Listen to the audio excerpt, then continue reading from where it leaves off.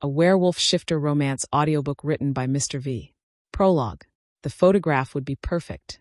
Celeste Ashford stood on the resort's infinity pool deck, morning light catching the diamond bracelet on her wrist just so, her expression arranged into the serene smile that had graced a dozen magazine covers. The photographer circled like a predator, capturing what tomorrow's lifestyle blogs would celebrate. The Ashford family's healing journey, finding balance after tragedy. Chin up just a fraction, darling. Her mother's voice carried that practiced warmth perfected over years of television interviews. You're looking too withdrawn. Celeste obeyed. She always obeyed. The resort stretched around them in calculated luxury. Every palm tree positioned for maximum aesthetic impact.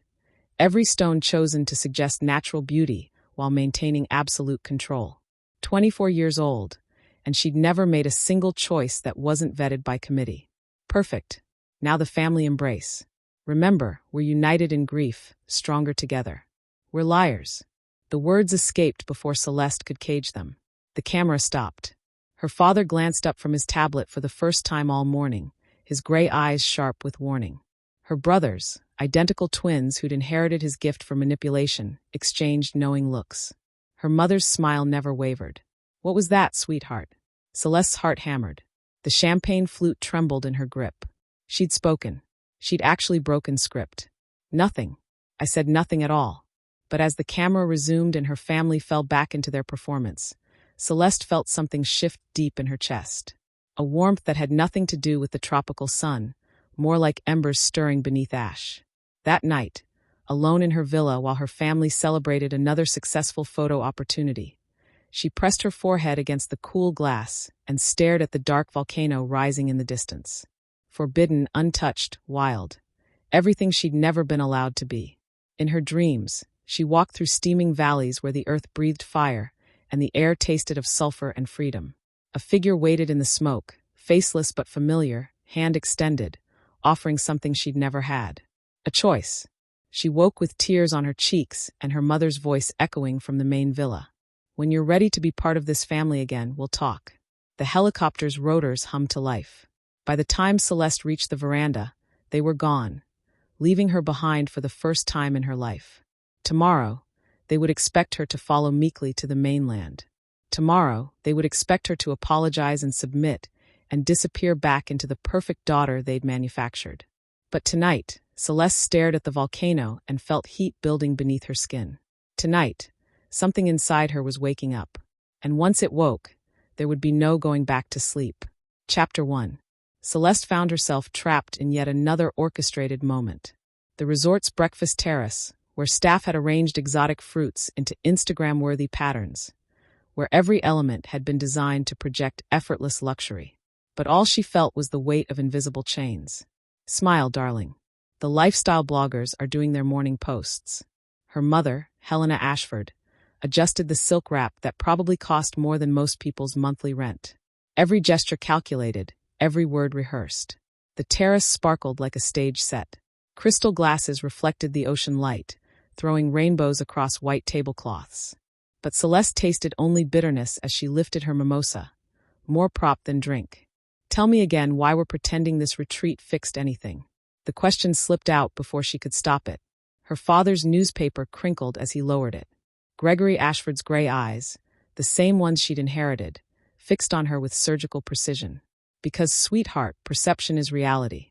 And our reality needs to be pristine. The twins, Marcus and Julian, exchanged that look again. The one that said, here she goes without speaking a word. They'd mastered the art of silent communication, just like they'd mastered everything else their parents required. But what if I don't want pristine? Celeste's voice cracked. What if I want real? Helena's laugh sounded like wind chimes in a storm. Beautiful but hollow. Reality is what we make it, darling. And we've made you quite special. Special. The word hit like a slap because it meant the opposite. It meant managed, controlled, manufactured. A photographer's drone buzzed overhead, capturing content for tomorrow's wellness blog posts. Celeste watched it circle and felt something hot scratch at her ribs. Something that wanted to scream, to shatter every crystal glass on this perfect table. Instead, she smiled. The camera captured the moment. Ashford heiress glows during family wellness retreat. That's my girl. Helena's approval felt like poisoned honey, sweet but deadly. Later, as staff bustled around packing designer luggage, Celeste escaped to her villa. The space felt smaller now, walls pressing in like a jewelry box closing on its precious contents. She pulled out her leather journal, the one secret her family didn't know about, and let her pen bleed truth onto the page. "I'm disappearing," she wrote. "Not all at once, but piece by piece, like ice melting in the sun. Soon there will be nothing left but water, and water has no shape of its own." A knock interrupted her thoughts. Celeste. Her mother's voice carried that particular note that meant business. She slammed the journal shut and opened the door. Helena stood there holding a small gift box wrapped in gold paper that caught the light like flames. "For you, sweetheart. A little something to remember this trip."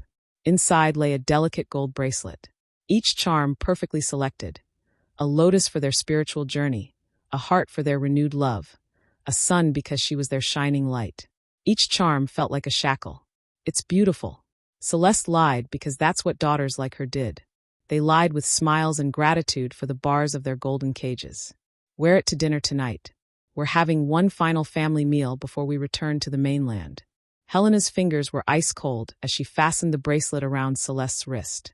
"And darling." "Yes. Try to remember who you belong to." The words hung in the air long after Helena left, settling into Celeste's bones like a curse. She stared at her reflection in the mirror. Perfect makeup, perfect hair, perfect clothes concealing a perfectly empty girl. But something flickered behind her eyes. Something that looked almost like defiance. As evening approached, the resort transformed once again into a stage. Candles flickered across the terrace, their warm light creating the illusion of intimacy. The staff had outdone themselves. Exotic flowers, fine wine, cuisine that would photograph beautifully for the inevitable social media posts.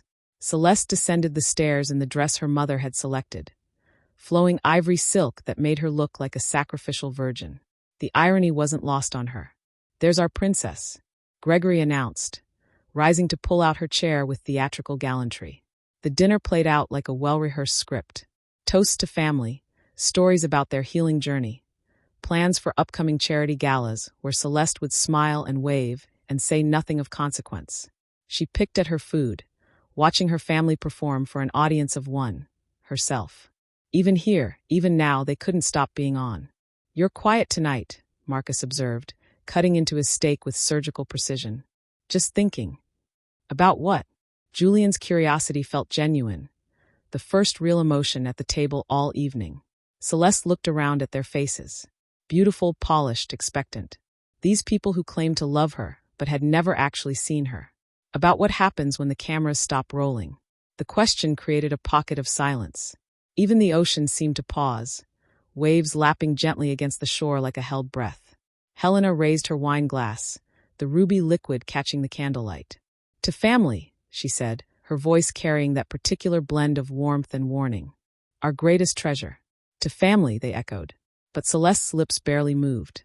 As dessert was served, some elaborate creation involving gold leaf, she felt that hot thing in her chest stretching again. It wanted out.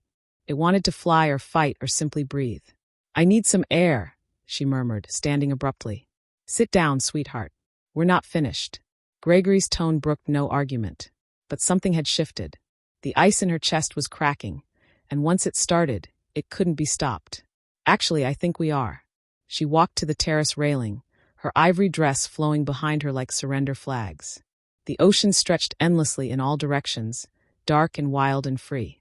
Somewhere out there, beyond the horizon, lay the volcano she'd been dreaming about.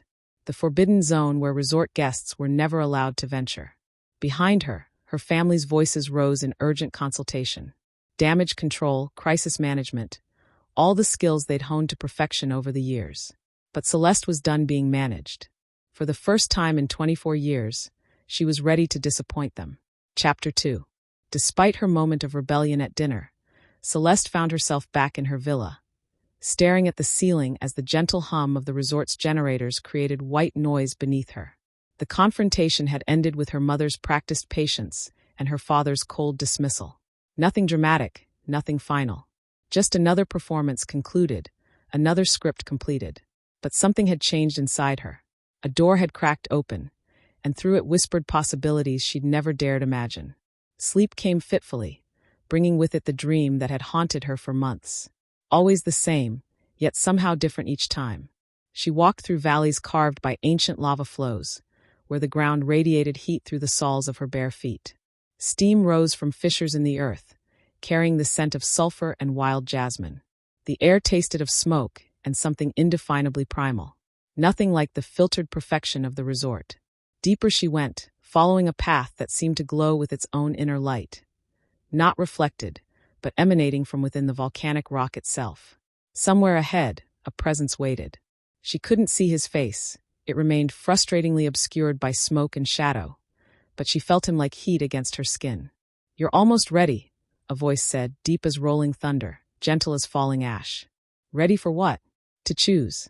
A hand extended from the smoke, strong, scarred, real in ways her waking world never was. She reached toward it, desperate to bridge the gap between dream and reality. Celeste jolted awake, heart hammering against her ribs. Dawn light filtered through her villa windows, painting everything in shades of gold and possibility. But the dream's pull remained, stronger than ever. She pressed her palm against the cool glass, staring out at the volcano that had captured her attention yesterday. It rose from the island like a sleeping giant, wreathed in clouds that promised secrets and shadows. Wild, untamed, everything she wasn't allowed to be. A soft knock interrupted her thoughts. "Miss Celeste." The voice belonged to Maria, one of the younger staff members. "Your mother requests your presence for morning meditation on the terrace." Of course she did. Another photo opportunity. Another chance to showcase their authentic family bonding. "Tell her I'll be right there," Celeste lied, pulling on the yoga outfit her mother had undoubtedly selected. Something in soft neutrals that would photograph beautifully against the ocean backdrop. But instead of heading to the terrace, she found herself drawn to the resort's edge, where a maintenance path led toward the restricted zone. Her fingers traced the rough wood of the warning sign. Danger, volcanic activity, authorized personnel only. What would happen if I just left? The thought terrified and thrilled her in equal measure. "There you are."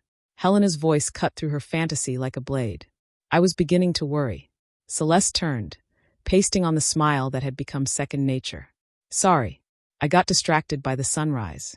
It's beautiful." "Yes. Well, beauty is something to be shared, not hoarded."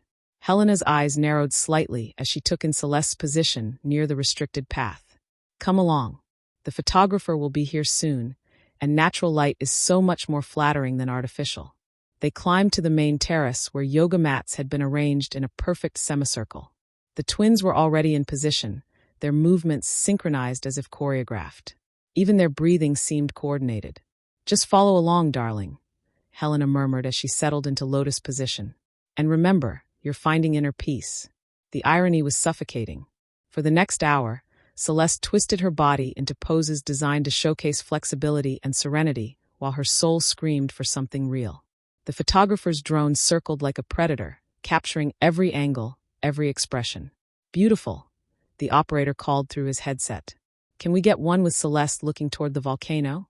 Something contemplative. She turned her gaze toward the forbidden mountain, and for a moment the performance fell away. Something about that wild place called to her. Not for the cameras, but for herself. The feeling was so intense, so genuine that it took her breath away. Click, we're capture. "Perfect," the photographer shouted. "That's exactly the shot we needed." But Celeste barely heard him. The volcano seemed to shimmer in the morning light, and she could swear she caught the scent of smoke on the breeze. Impossible, since they were still miles away. "Unless, you're almost ready." The dream voice echoed in her memory, and she shivered despite the warming sun. "Are you all right, sweetheart?" Helena's concern sounded genuine, which made it somehow worse. "You look flushed." "Just warm, I think." "Well, we'll be heading back to the mainland soon. You can rest in proper air conditioning once we're home." Home. The word should have brought comfort, but instead it felt like a prison sentence. Back to the compound with its perfect rooms and perfect schedule. Back to charity luncheons and social obligations, and the endless parade of potential suitors her parents would undoubtedly parade before her. Back to being Celeste Ashford. Beautiful, obedient, empty. The yoga session ended, and the family dispersed to their various activities.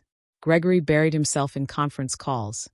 The twins disappeared to their respective villas, and Helena began planning the next day's departure with military precision. Celeste found herself alone at the terrace edge, watching the volcano grow larger in her vision as clouds shifted around its peak.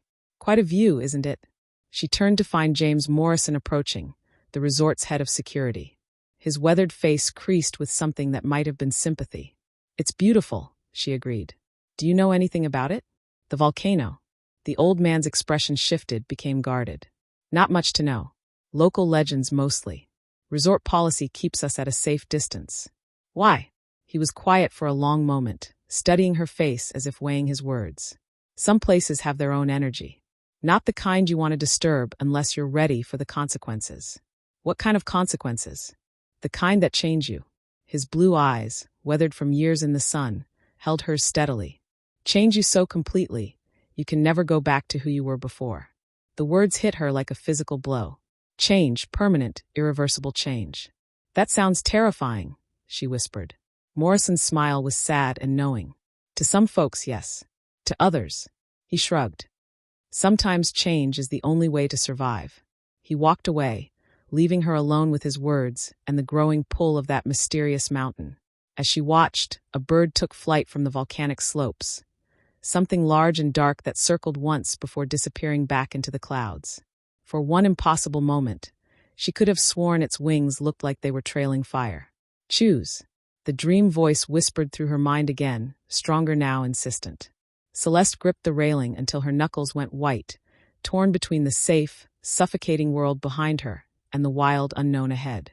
In a few hours, they would leave this place forever. She would return to her old life, her gilded cage, her slow death by 1,000 tiny compromises. Or, she closed her eyes and let the tropical breeze tangle her perfect hair. For the first time in her life, she was ready to choose chaos over control.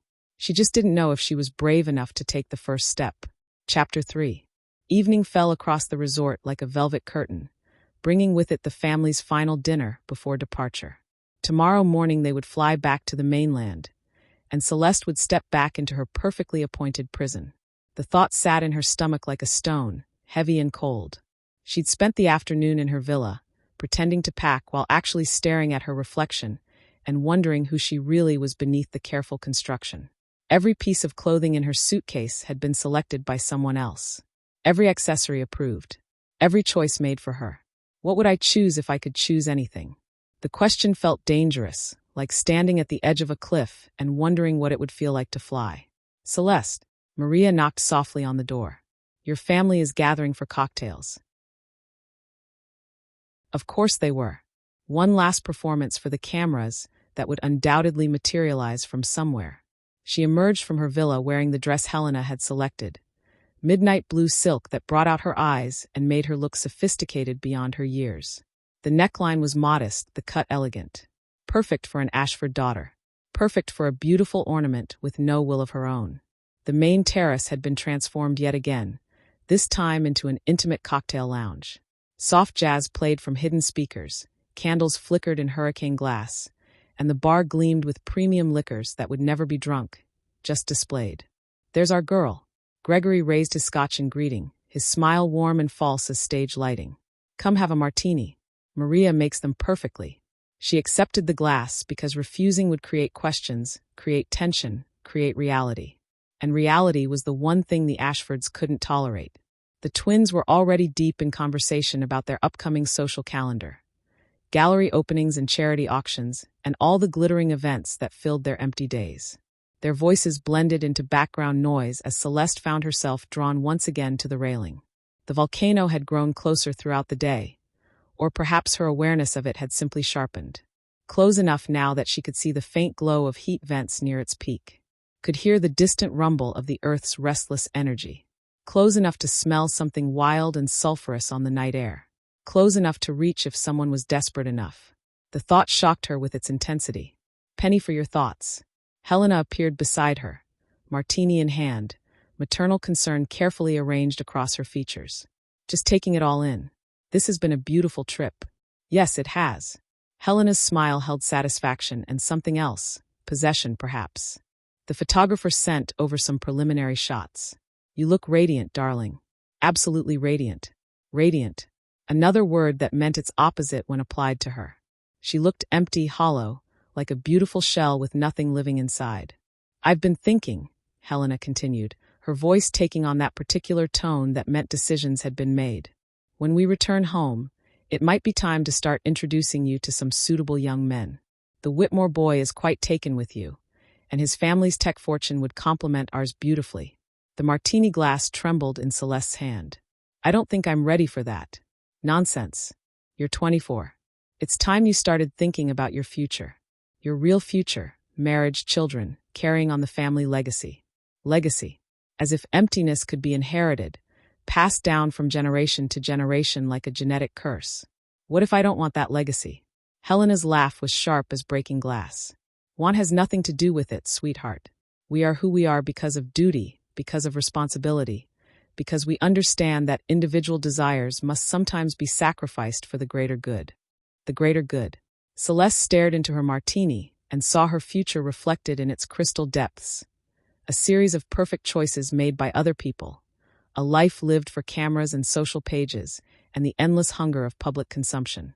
Dinner is served, Maria announced, appearing like salvation at the worst possible moment. They moved to the dining table, another stage set for another performance. Tonight's menu was designed to impress: lobster and champagne and delicate sauces that tasted like nothing at all. Conversation flowed like wine, touching on safe subjects and shared memories that had been carefully edited for public consumption. Celeste pushed food around her plate and felt something inside her crystallizing into sharp, dangerous edges. I propose a toast, Gregory announced, rising with his champagne flute. To family, to tradition, to the bonds that can never be broken. The bonds that can never be broken.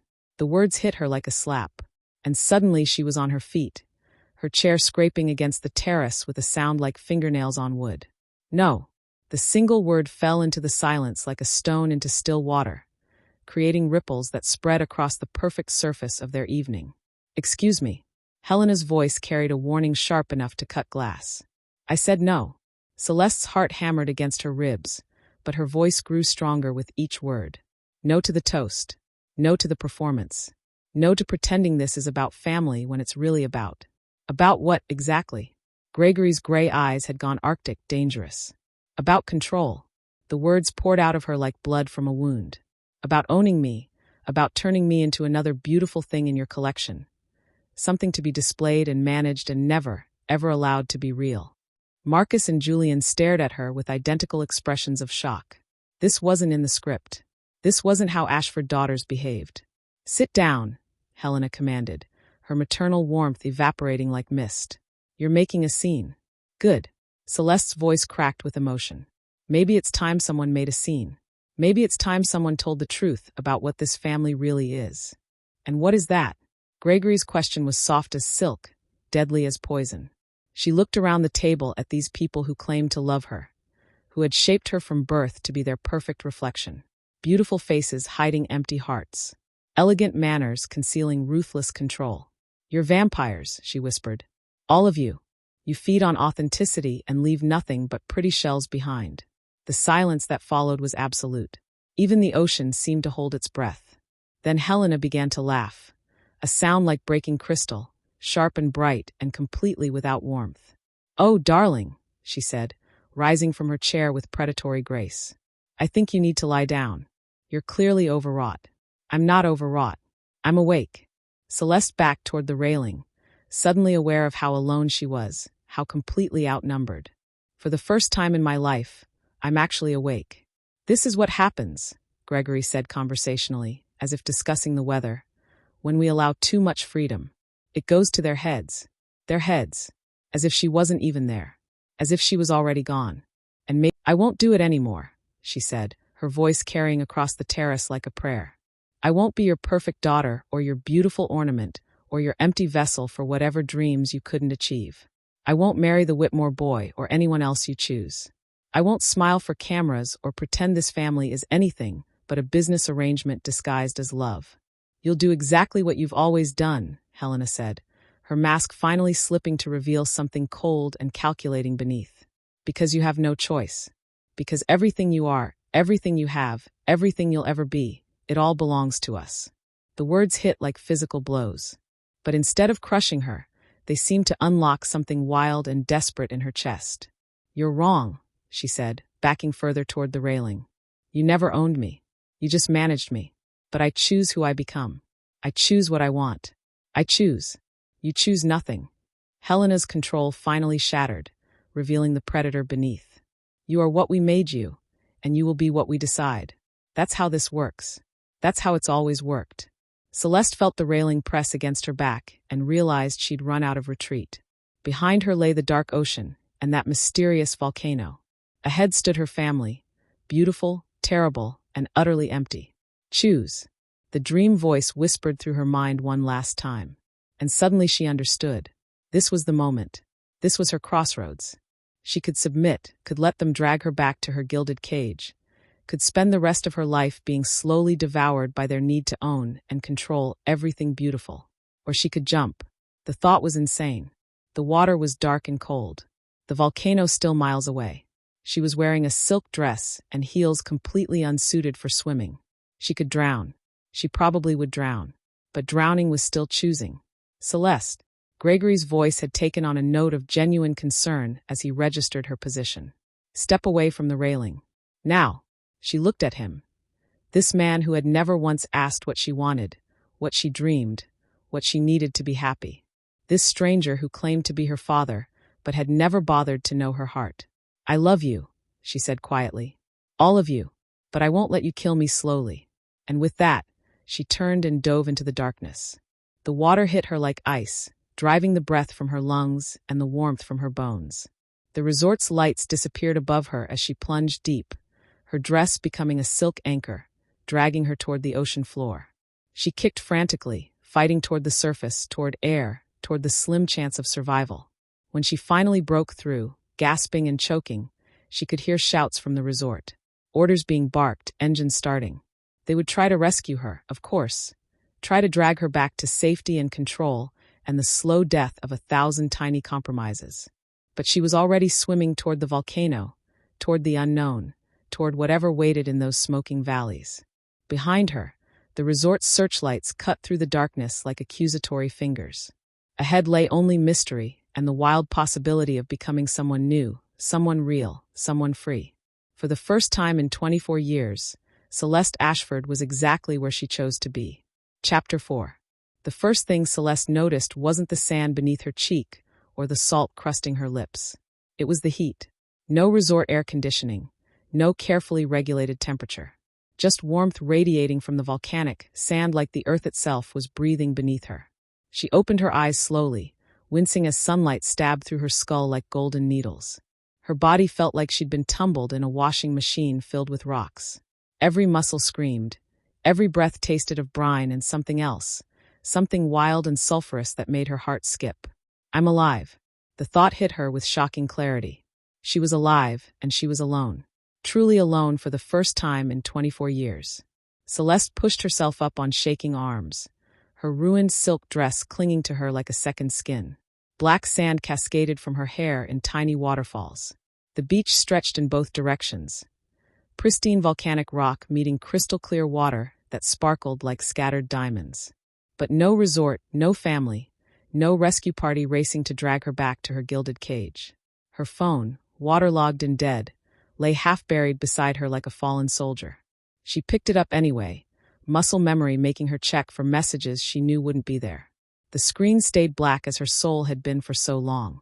"Good," she whispered, her voice rough from salt water and screaming. "Good. Because that's what this was, wasn't it? Terrifying and impossible and probably insane, but good." She struggled to her feet, legs wobbling like a newborn deer's. The volcano rose before her in layers, black sand giving way to scrub vegetation, then dense jungle that seemed to pulse with hidden life. Somewhere in those green and gray depths, birds called to each other in languages she didn't recognize. The air here tasted different. Not the filtered perfection of the resort, or the manufactured freshness of their compound's climate control. This was raw wild.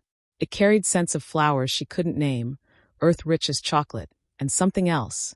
Something that made the hair on her arms stand up with electric anticipation. What now? The question should have paralyzed her.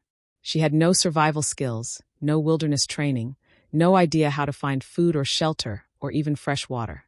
She was a pampered princess dropped into a volcanic wasteland with nothing but a ruined dress and iron determination. But instead of fear, she felt something she'd never experienced before. Freedom. It tasted like salt and possibility. Celeste took her first real step.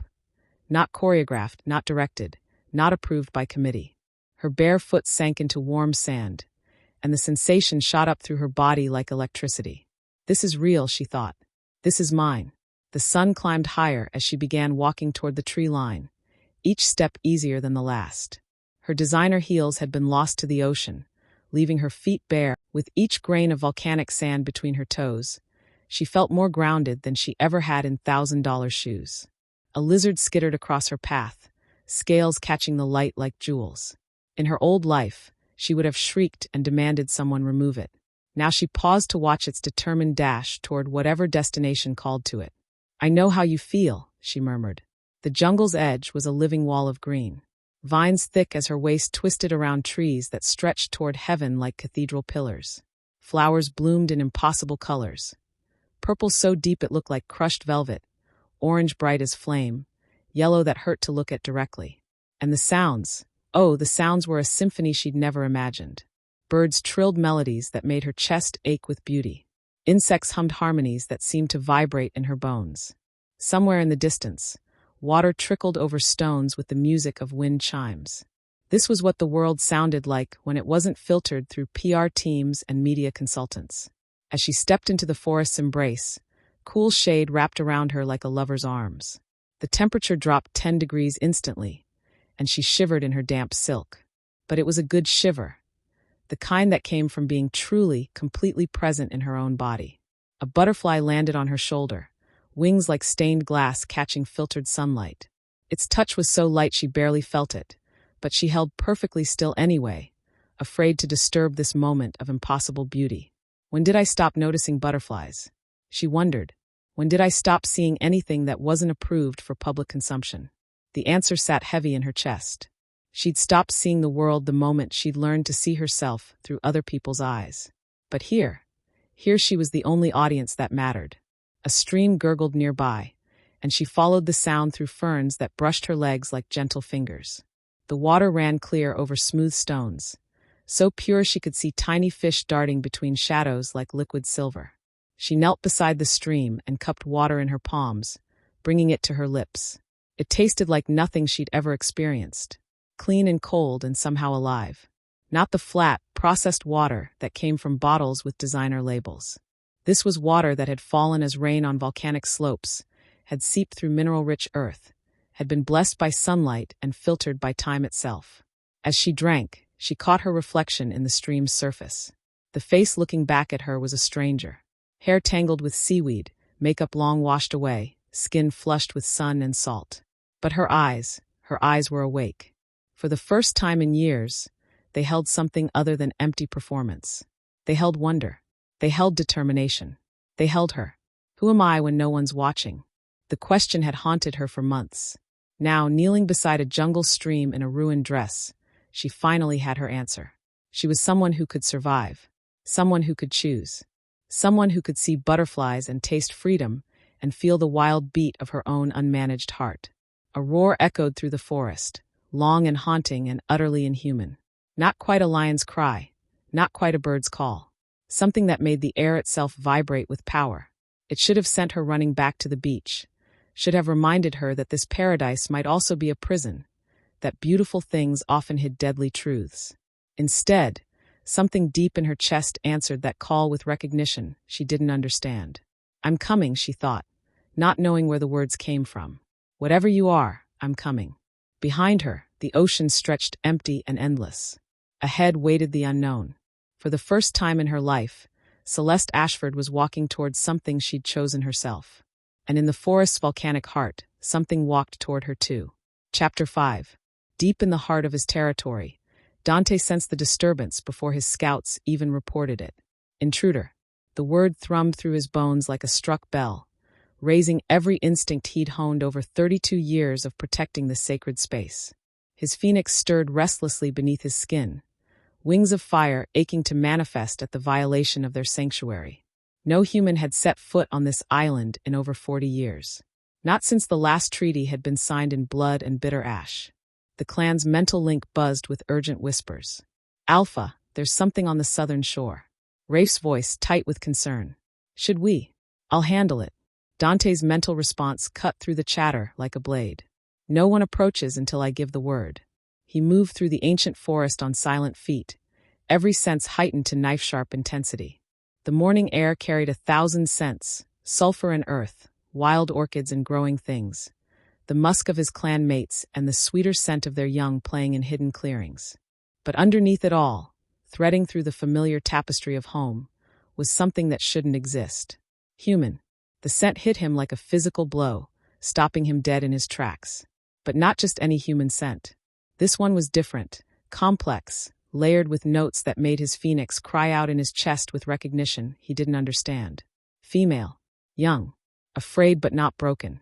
And underneath it all, woven through her essence like golden thread through dark fabric, something that called to parts of him he'd thought were dead and buried. Impossible. Dante shifted behind the massive trunk of a tree older than memory, his transformation smooth as silk, practiced as breathing. Where Phoenix had been, now stood a man, 6 feet 3 inches of muscle and burned scars, dark hair touched with copper at the temples, eyes the color of molten amber. The scars told stories he tried not to remember, the copper that had aged him beyond his years, and the eyes held shadows that no amount of sunlight could chase away. He pulled on the clothes he'd stashed in a hollowed-out root system, mind racing.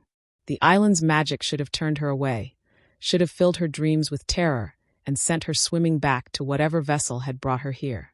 The protective wards had been in place for generations, a delicate weaving of clan magic and earth power that made humans see storm clouds where there was sunshine, jagged rocks where safe harbor should be. They saw danger. They saw death. They didn't see paradise. So how had she made it past them? How had she not only reached shore but slept peacefully on sand that should have felt like broken glass beneath her skin?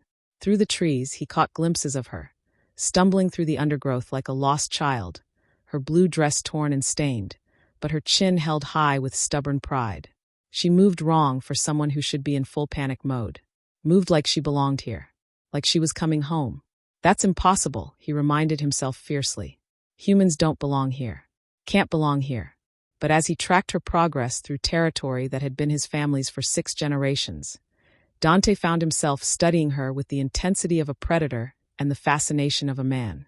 She was beautiful, yes, but not in the artificial way of the humans he'd encountered in his rare trips to the mainland. This was natural beauty, the kind that came from within and radiated outward like sunlight through stained glass. Her hair was the color of honey touched by flame, hanging in salt-crusted waves down her back. Her skin was pale as moonlight, but warming under the tropical sun. And her eyes, Christ, her eyes. Even from this distance he could see they were gray like winter sky, but they held warmth that had nothing to do with temperature. They looked at his forest, his sacred secret world, with wonder instead of fear, with recognition instead of revulsion. She paused suddenly beside the stream where his clan's young often played, kneeling to drink from cupped palms like she'd done it 1,000 times before. A butterfly, one of the rare golden monarchs that only appeared to those the island accepted, landed on her shoulder. The forest is welcoming her. The realization hit him like a sledgehammer to the chest. In 40 years, no human had gotten this far into the island's heart. In all his years as Alpha, no intruder had been greeted with butterflies and bird song.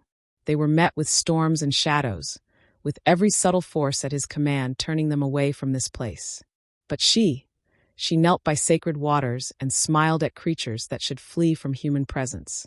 And the forest, his responsibility, his burden, opened its arms to her like she was a long-lost daughter coming home. "What are you?" he wondered, close enough now to hear her soft intake of breath as cold water touched her lips. Then she raised her head and looked directly at his hiding place. Those eyes, sweet Christ, those eyes, they were ancient.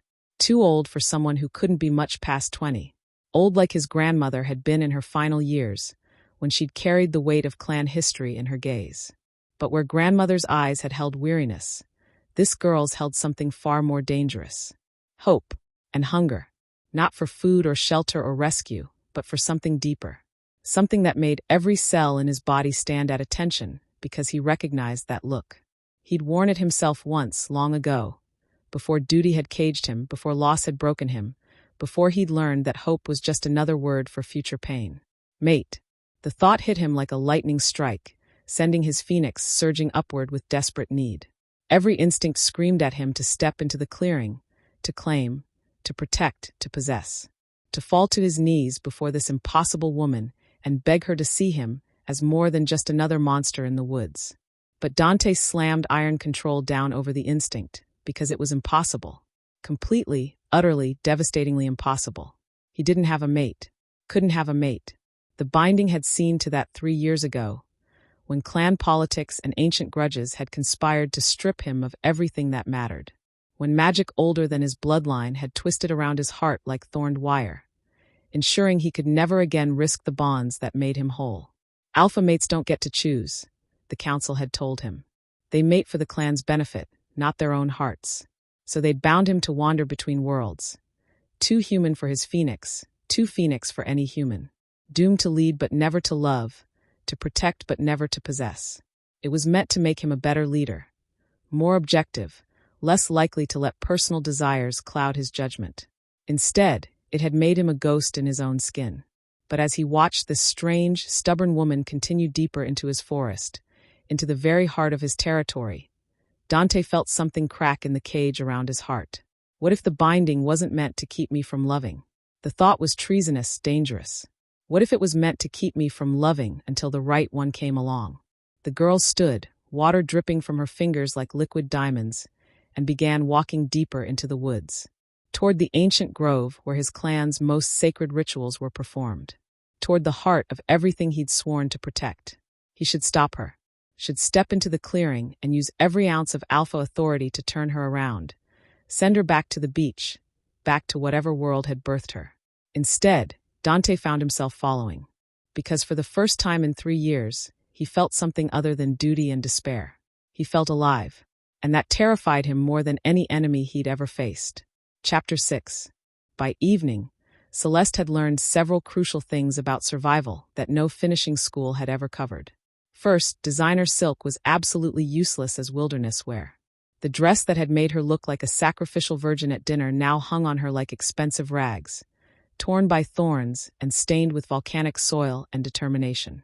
The fabric clung uncomfortably in some places and gaped in others, providing neither modesty nor protection. Second, hunger was a living, breathing entity that had taken up residence in her belly. It gnawed at her insides with sharp teeth, making her hands shake and her vision blur at the edges. She'd found berries that might have been edible, small red things that burst sweet and tart on her tongue, but nothing substantial enough to quiet the beast that had awakened in her stomach. Third, thirst was even worse than hunger. Her lips had cracked, her tongue felt like sandpaper. Every cell in her body screamed for more water than the careful sips she'd allowed herself from the stream. Fourth, the human foot was definitely not designed for hiking through volcanic terrain. Her soles were already tender and would probably be raw by morning. Every step sent little shocks of pain up her legs. But fifth, and most important, she'd never felt more vibrantly, gloriously alive. This is insane, she told herself for the 100th time as she gathered palm fronds in the fading light. You're going to die out here. Probably horribly. The practical part of her brain, the part that had been carefully cultivated by tutors and etiquette instructors, provided a helpful catalog of all the ways she could meet her end on this island. Dehydration, starvation, exposure, wild animals, poisonous plants, infected cuts from the sharp volcanic rocks. The list was long and thoroughly terrifying. But even as her inner voice of reason screamed warnings, another part, a part that had been locked away for so long she'd forgotten it existed, whispered different truths. You're free. You're choosing your own path. You're becoming who you were meant to be. The sun hung low on the horizon, painting the sky in shades of fire and gold that would have made any photographer weep with envy. Soon it would be dark, and she'd be alone in a jungle that made sounds she couldn't identify and cast shadows that moved in ways shadows shouldn't. She should be building a signal fire, should be creating some kind of SOS marker on the beach, should be doing everything possible to get rescued and return to civilization. Instead, she was weaving palm fronds into shelter against a massive fallen log, humming a song she didn't remember learning. What would Helena say if she could see me now? The thought made her laugh, actually laugh, for the first time in months. Her perfect mother would probably faint at the sight of her precious daughter crouched in the dirt, building shelter with her bare hands like some kind of savage. She'd say, "I've lost my mind," Celeste murmured to a curious bird that had come to investigate her work. It cocked its head, listening with bright intelligence. And she'd be absolutely right. But losing my mind feels like finding my soul. The lean-to was taking shape, crude but functional. She'd managed to weave the fronds tightly enough to shed rain, and the fallen log provided a solid back wall. It wasn't the resort, but it was hers, built with her own hands according to her own design. No focus groups, no consultants, no mother hovering with helpful suggestions that weren't really suggestions at all. Just her, some palm fronds, and the stubborn determination to survive. As she worked, she caught glimpses of movement in the forest around her. Nothing threatening, at least she didn't think so, but definitely present. Watching eyes that reflected light like tiny mirrors before disappearing back into the green depths. She should be afraid. Any sane person would be terrified of unknown creatures lurking in the shadows. But every instinct she possessed said the watchers meant no harm. They were simply interested, like she was the most fascinating thing to visit their neighborhood in years. Maybe I am, she thought with dark humor. Celeste Ashford, socialite princess, reduced to being zoo entertainment for jungle wildlife. Her parents would be mortified. The idea filled her with savage satisfaction. A fruit fell from somewhere above, landing near her feet with a soft thud. She looked up to see a monkey. At least she thought it was a monkey, swinging away through the canopy. The fruit was round and orange, about the size of her fist, and smelled like heaven distilled into solid form. Her stomach clenched with need. She'd been living on berries and water for hours, and her body was starting to protest the lack of real sustenance. But was it safe to eat? It could be poisonous, could make her sick, could kill her. Then again, she'd already made the choice to risk death for freedom. What was one more gamble? She bit into the fruit and nearly wept as sweet juice ran down her chin. It tasted like papaya and something else, something that reminded her of honey and smoke. She devoured it greedily, not caring about manners or appearances or anything except the desperate need to fuel her body. When did food stop tasting like this to me? She wondered. When did I start eating because it was time to eat instead of because I was hungry? Another answer that made her chest ache with recognition. She'd stopped tasting her food the same time she'd stopped feeling her feelings. Gradually, quietly, until she was going through the motions of living without actually experiencing life. As darkness crept through the forest like spilled ink, she finished her shelter and crawled inside. The woven palm fronds rustled with her movement, and the earthy scent of decomposing leaves filled her nostrils. It should have been uncomfortable, should have made her long for Egyptian cotton sheets and climate-controlled perfection. Instead, it felt like coming home. She'd never slept anywhere that didn't smell of expensive cleaning products and artificial fresheners.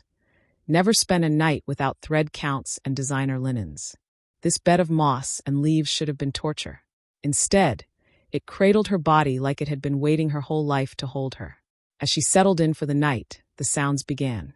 Roars, long, haunting cries that seemed to come from the very heart of the volcano.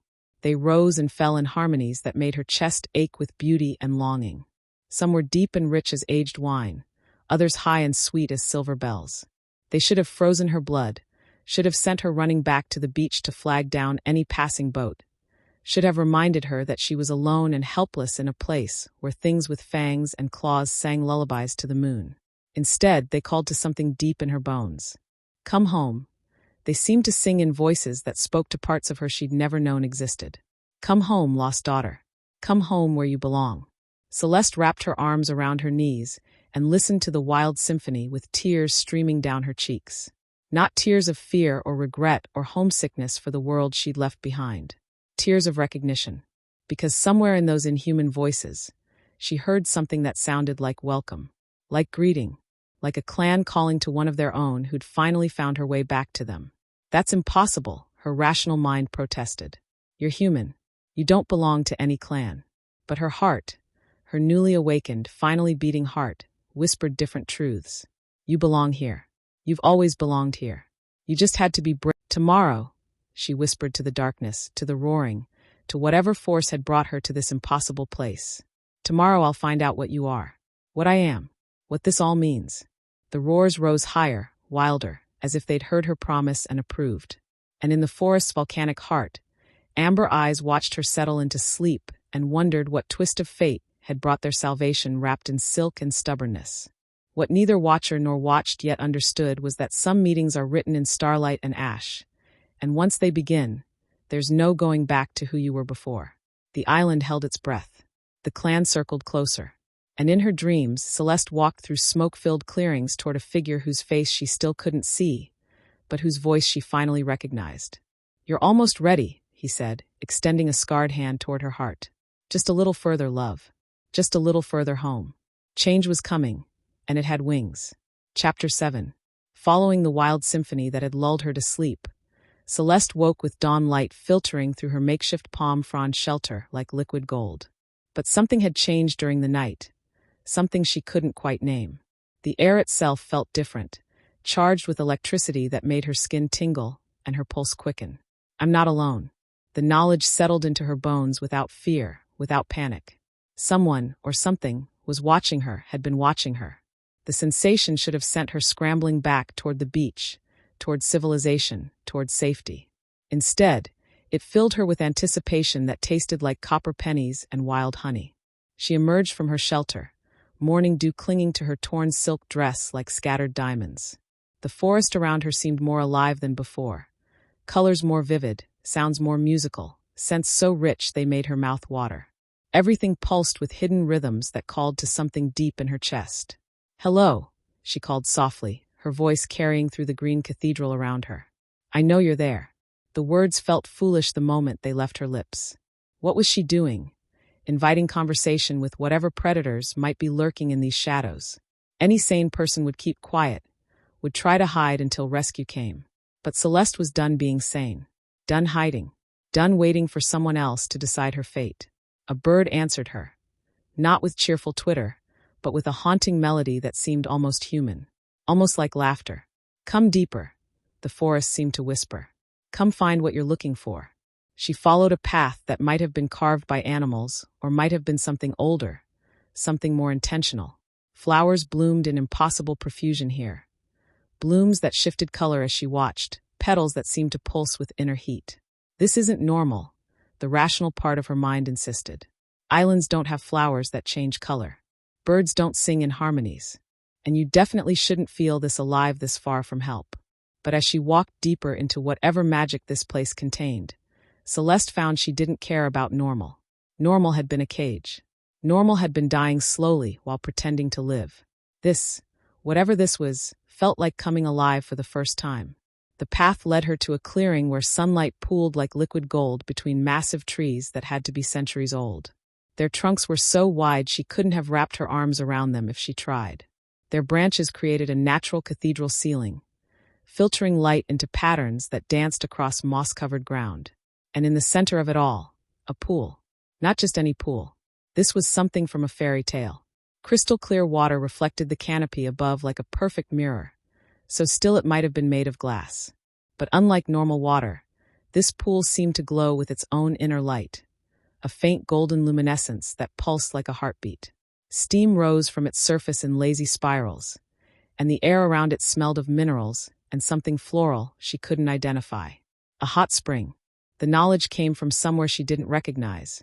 Not from any book she'd read or documentary she'd watched, but from deeper instincts that seemed to know this place. Her body made the decision before her mind could protest. 2 days of salt and sand and sleeping on the ground had left her feeling grimy and wild. The thought of sinking into that perfect water was more tempting than any luxury spa she'd ever visited. She glanced around the clearing, confirming she was alone. Then, with hands that shook only slightly, she began working at the ruined fastenings of her dress. The silk fell away like shed skin, pooling at her feet in expensive tatters. She should have felt vulnerable, standing naked in an unknown forest with unknown watchers somewhere in the shadows. Instead, she felt free. The water welcomed her like a lover's embrace, warm enough to soothe every ache, clear enough that she could see her toes on the sandy bottom. She sank in up to her neck and let out a sound that was part sigh, part moan of pure pleasure. This is what paradise feels like. She floated on her back, eyes closed, letting the mineral-rich water work magic on muscles that had been knotted with tension for longer than she could remember. Here, in this secret place, she felt more herself than she ever had in designer gowns and perfect makeup. The water seemed to sing against her skin, tiny currents rising from some underground source, caressing her like warm silk. She could taste minerals and earth and something else, something that made her think of fire and wild things. When she finally opened her eyes, she wasn't alone. A massive bird sat at the clearing's edge, watching her with eyes the color of molten amber. Not a normal bird. This creature was easily the size of an eagle, with plumage that ranged from deepest crimson at its breast to gold at its wing tips. Flames seemed to dance along the edges of its feathers, though whether they were real fire or some trick of the light, she couldn't tell. She should have screamed, should have thrashed toward the opposite side of the pool, should have done something, anything, other than what she did, which was smile. "Hello, beautiful," she murmured, and the bird's head tilted like it understood every word. Where had that certainty come from? But looking into those intelligent eyes, she knew without question this was no ordinary predator. This was someone infinitely more complex. The bird rose to its feet, and sweet God, it was enormous. Its wingspan had to be at least 10 feet, with feathers that seemed to shimmer with their own inner heat. Scars marked its breast and one wing, speaking of battles fought and won. But it was the eyes that held her. They looked at her not with animal hunger, but with something far more dangerous. Recognition. "You've been watching me," she said, and it wasn't a question. "Haven't you?" The bird stepped closer to the pool's edge, massive talons silent on the moss. When it was close enough that she could see the individual feathers of its plumage, it lowered its great head and made a sound. Not a screech or a cry, but something softer. Questioning. Lonely. Lonely. The thought hit her like lightning. This magnificent creature was lonely, just like she had been, surrounded by people who claimed to love her but never really saw her. "I know," she whispered. "I know what that feels like." The bird's eyes widened, and for one impossible moment she could have sworn she saw tears gathering in those amber depths. Then flames erupted around it, not consuming, but transforming. Heat washed over the clearing as the bird's form began to shift and change. Feathers became skin, wings became arms, beak became human features. In seconds that felt like hours, where bird had been, now knelt a man. The most beautiful man she'd ever seen. Tall, broad-shouldered, marked by the same scars that had decorated his phoenix form. Dark hair touched with copper, eyes the exact shade of molten amber she remembered, and completely, magnificently naked. "Hello, Celeste," he said, and his voice was exactly what she'd been hearing in her dreams. "My name is Dante, and I've been waiting for you my entire life." The clearing spun around her, as the full impossibility of the situation crashed over her in waves. Phoenix shifters. They're Phoenix shifters, and he knows my name. But even as her rational mind scrambled for explanations, her heart had already made its choice. She stepped forward in the pool, and everything changed forever. Chapter 8. What Dante had just witnessed should have been impossible. But the evidence burned behind his eyelids like a brand he'd carry forever. The woman, his mate, his phoenix insisted, despite every logical protest, had looked directly into his eyes and felt no fear. None. Not the primal terror that gripped most humans when faced with an alpha phoenix. Not even the healthy wariness any sane creature should display when encountering something that could incinerate them with a single breath. Instead, she'd smiled. Smiled at him like he was something beautiful instead of the monster he'd become. Now he paced his territory's heart, a cavern hidden deep beneath the volcano's surface where his clan's most sacred artifacts lay protected by generations of magic and fire. The walls glowed with veins of molten rock that painted everything in shades of red and gold. But even their otherworldly beauty couldn't calm the storm raging in his chest. "She saw me. Really saw me. Alpha." Rafe's voice echoed from the cavern entrance, tight with concern. "The sentries report the human is moving deeper into restricted zones. Should we?" "No." The word came out rougher than he'd intended, edged with the growl that lived just beneath his skin. "She's not to be harmed. Not to be approached. Is that understood?" His second-in-command stepped into the cavern's red glow, dark eyes questioning. Rafe had been his closest friend since childhood, had stood by him through the clan's darkest hours. But even he didn't understand what was happening here. Hell, Dante didn't understand it himself. With respect, Alpha, she's human. She doesn't belong in the sacred groves. The ancestors brought her here. The certainty in his voice surprised them both. Think about it, Rafe. When has our magic ever failed to turn humans away? When has anyone made it past the outer wards, let alone found the heart springs? His friend's silence spoke volumes. In 40 years of protecting this island, they'd never had a breach. Humans saw storm clouds and jagged rocks where paradise actually lay. They felt bone-deep dread that sent them fleeing before they could beach their vessels.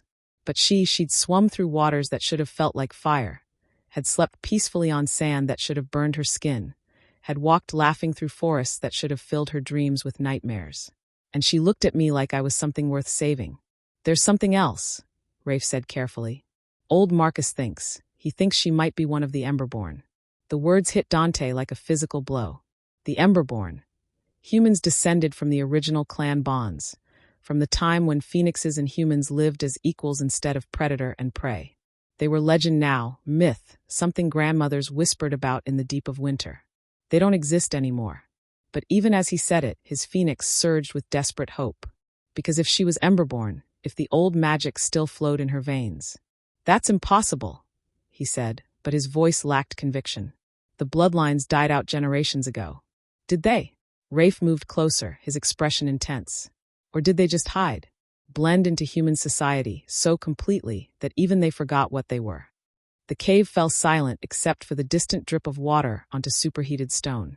Dante's mind raced through everything he'd observed. Her lack of fear. The way the island's magic welcomed her. The recognition that had flared in her eyes when she'd looked at him. Like she knew me, like she'd been waiting for me her whole life. Bring me the chronicle, he commanded. Rafe hesitated. Alpha, those records haven't been opened in decades. Some of that knowledge is dangerous. Bring it. The authority in his voice brooked no argument.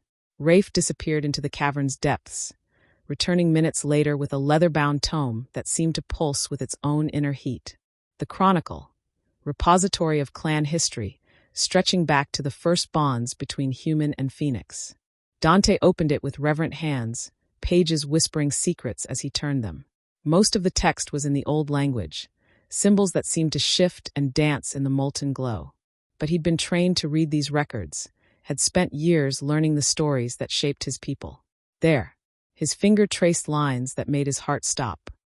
In the final days, when the bonds are broken and the clans scattered, one will come from across the waters.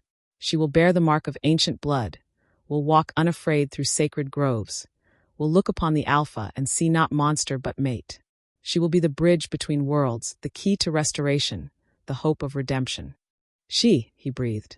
The word hung in the air like a prayer, like a promise. Alpha. Rafe leaned closer, trying to read over his shoulder. What does it say? But Dante's hands were shaking too hard to hold the page steady. The key to restoration. After 3 years of believing he was bound to walk between worlds forever. After accepting that his heart was dead and buried. What if it isn't? The thought was so treacherous he could barely contain it. Hope was the cruelest torture for someone in his position. Hope led to disappointment, and disappointment led to the kind of pain that broke men beyond repair. But as he sat in the sacred cave, surrounded by the accumulated wisdom of his ancestors, Dante couldn't stop the wild beating of his heart. She looked at me and smiled. Assemble the council, he said quietly, but carefully, discreetly, and tell them we may have a situation that requires the old protocols. Rafe's eyes widened. The old protocols hadn't been invoked in living memory. They governed contact between clan and humans. But more than that, they governed the recognition of potential mates from outside the clan. Alpha, are you saying she's? I'm saying she's dangerous. The words tasted like lies on his tongue.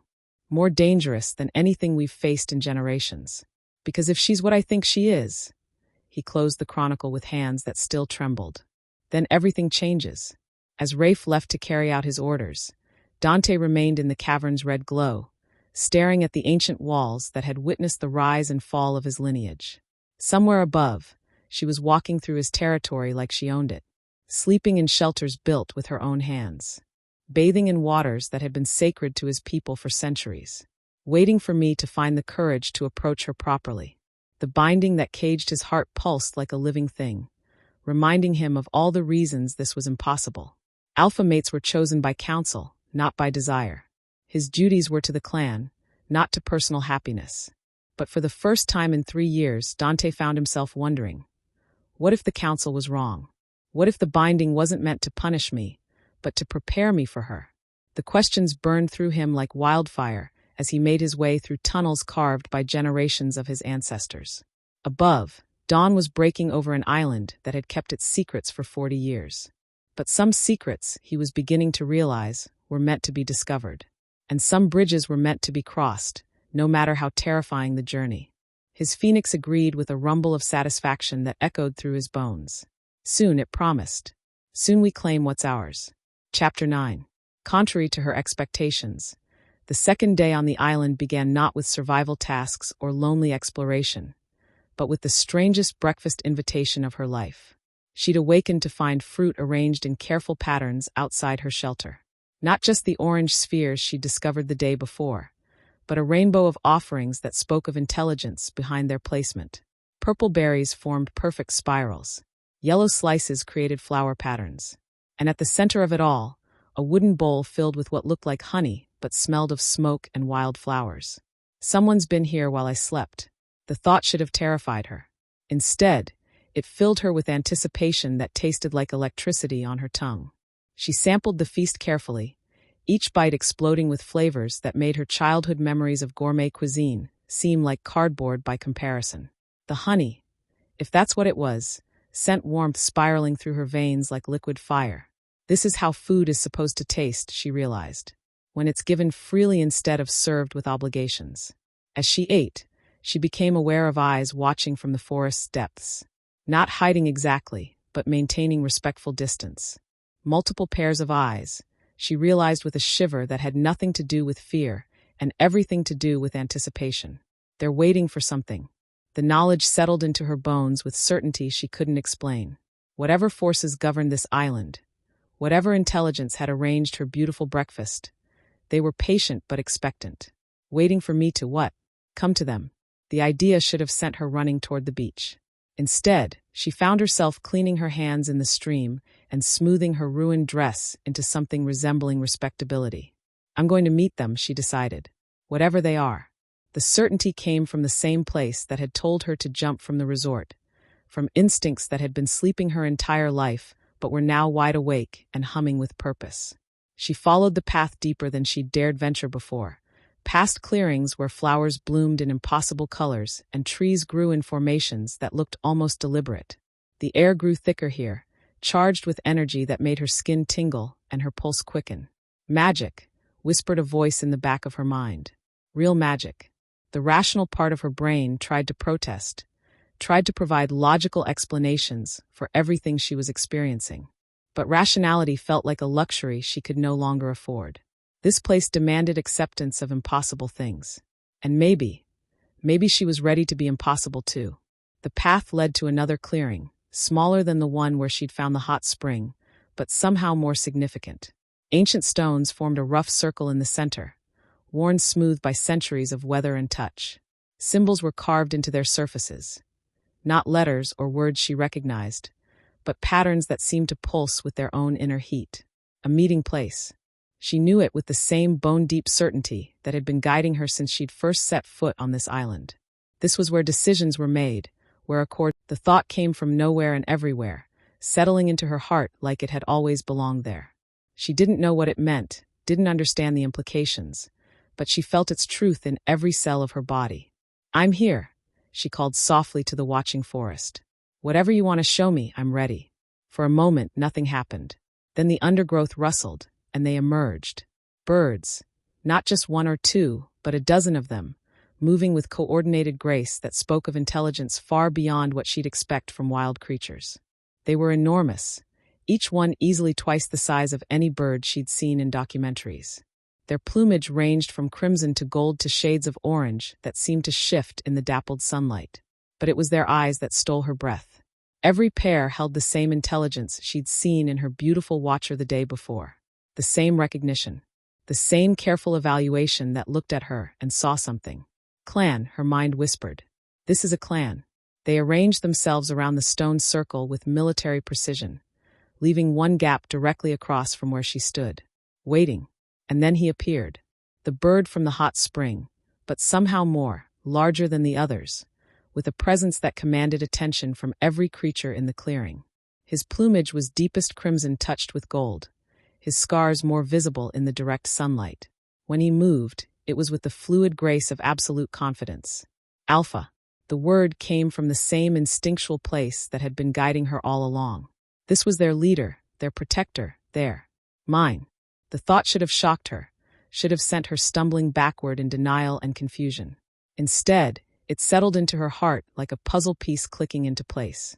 He padded to the center of the stone circle and transformed in a burst of flame, smooth, practiced, breathtaking. Where Bird had been, now stood the man she'd seen at the spring. Dante. Still naked, still magnificent, still watching her with those amber eyes that held depths she was only beginning to explore. "I don't understand," she said quietly. "What do you want from me?" Dante's head tilted, and for one impossible moment, she could have sworn she saw him smile. Then he spoke, not the bird's cry, but human words that carried harmonics she felt in her bones. "We want to show you what you are, what you've always been, what your family tried to keep you from becoming." The other phoenixes began to sing, not with beaks, but with human voices as they too transformed. Men and women of varying ages, all bearing the same burned scars, all watching her with a mixture of hope and reverence that made her chest tight. "Welcome home, Emberborn." They sang in harmonies that made her chest ache with beauty. "Welcome home, lost daughter. Welcome home where you belong." Emberborn. The word resonated in her chest like a struck bell. She didn't know what it meant, but she felt its truth singing in her blood. "I don't know what that means," she whispered. Dante stepped forward, hand extended. Not demanding, but offering. "It means you're one of us. Have always been one of us. You just had to be brave enough to find your way home." Celeste looked at the circle of transformed phoenixes, at the man who'd helped her remember what it meant to be truly alive, at the island that had become her kingdom. "I don't know what I am," she said, power still dancing around her like visible music. "I don't know what this means. But I know I've been waiting my whole life to find this place. To find you." The last word came out barely audible, but Dante's expression shifted. Hope and wonder and something that looked like relief. "Then let me show you," he said quietly. "Let me show you what happens when you stop fighting what you were always meant to be." She stepped into the stone circle, and the world shifted beneath her feet. The phoenix's song rose higher, wilder, as if they'd heard her choice and approved. And in the forest's volcanic heart, ancient magic stirred and smiled. Chapter 10. In the aftermath of Dante's impossible revelation, Celeste discovered that accepting your true nature was the easy part. Understanding what that meant was something else entirely. 3 days had passed since that moment in the stone circle when her world had tilted sideways and reset on an entirely new axis. 3 days of learning that fairy tales were real, that magic flowed through this island like blood through veins, and that she was somehow different. Different how? The question plagued her as she sat beside the hot spring at dawn, watching steam rise from water that seemed to glow with its own inner light. Dante had tried to explain something about bloodlines and ancient bonds, about humans who'd shared their souls with phoenixes long before civilization drove them apart. But explanation and understanding were two different things. The Emberborn were bridge builders, he'd said, his voice rough with emotion as they'd lain entwined beneath starlight. They could walk between worlds because they belonged to both. Human enough to think and plan and dream. Phoenix enough to burn wild under the sun. Bridge builders. The words had settled into her bones like they belonged there. But she still didn't understand what they meant for her. What she did understand was that her body was changing. It had started small, colors seeming brighter, sounds sharper, scents so rich they painted pictures in her mind. She could smell Dante's approach from half a mile away now, could identify each member of his clan by their unique signature. The forest spoke to her in languages she somehow understood. But this morning was different. She'd awakened before dawn with energy crackling beneath her skin like contained lightning. Every nerve ending hummed with awareness. The air itself tasted electric. And when she'd looked in the spring's mirror-smooth surface, her reflection had shown eyes that glowed with inner fire. What's happening to me? The thought barely formed before she sensed him. Dante moving through the forest with that fluid grace that made her pulse quicken. But today, underneath his familiar scent of masculine warmth, she caught something else, something wild and urgent that made her stomach clench with need. Mate. The word pulsed through her mind with primitive certainty. Not the gentle recognition she'd felt before, but something fierce and demanding that called to parts of her she'd never known existed. He emerged from the tree line, and her breath caught. Even after 3 days of marveling at his impossible beauty, seeing him still hit her like lightning. Tall and powerful, moving with predatory grace. Eyes the color of molten amber focused on her with intensity that made her skin flush. But today he looked different. Tense, worried, afraid. Celeste. Her name on his lips was prayer and curse combined. We need to talk. The serious tone made her stomach drop. What's wrong? Instead of answering, he knelt beside the spring, his reflection joining hers in the sacred water. When he looked at her, she saw something that made her heart skip. Reverence mixed with terror. Show me your eyes, he whispered. Why? But even as the question formed, she was turning to face him fully. His sharp intake of breath told her everything. Christ, he breathed. They're glowing. That's bad. The words came out smaller than she'd intended. His hands framed her face with infinite tenderness. Not bad. Impossible. He paused. Celeste, love, human Emberborn don't glow. Not unless. Unless what? Unless they're awakening. True awakening. The kind that hasn't happened in 3 centuries. The forest around them fell silent, as if holding its breath. Even the birds stopped singing.